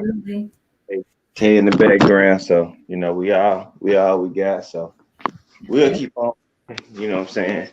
The train to get bigger, you know what I'm saying? There's more people you see now that really appreciate you. You know what I'm saying? Some of the ones I done said, and I'm like, Look, the female Al Heyman around this camp. Yeah, you could be that. Yeah, I'm advising some shit. I'm like, that person's cool. You'll be all right. They rock with y'all. Cause I hear things, you know what I'm saying? A little birdie drops off on me from time to time. But good show though. I appreciate it. Thank you for coming through. Next time, my first little open panel because I don't do this very often. So I have to have diverse subjects, especially talking about playing ball because that's my thing. It was good though. You know what I'm saying? It's something you probably need to do, and I'm glad you did it. So people can get a better understanding, like I said, of who Kui is. They don't know shit. They only know what people may have said or what has been rumored. So you can put a head pad and lock on that by what you did. It's definitely coming. Martin, I'm telling you, Martin Madness, that shit's gonna be fucking fire. Whoever caught it. Whoever didn't catch it, it is what it is. Wasn't meant for them to catch. Like I said, great show, sweetie. Keep doing your thing. I'm right. They can follow me, G5_Gabe. Y'all know where I'm at. Uh, you know, bring him to plate. I'm gonna fill that bitch up. Bring him to plate. She'll fill that bitch up, and that's all I got. Appreciate y'all rocking out, and you know what I'm saying, supporting the team. It's always peace out. Go ahead and shut down your shit, girlie. Gotcha. Appreciate you. All right, y'all. I appreciate y'all for coming through. This is, my closing ending of the show. Thank y'all for sliding through. I'm a very diverse individual. I can do my thing. I like to have fun. I can talk ball. Basketball is life. That is a passion, and yes, I will be doing a segment on March Madness. You know what I'm saying? And I will be doing that. So make sure y'all tune in. Gabe gonna drop by. Ash gonna drop by. You know what I'm saying? And look, I have been watching.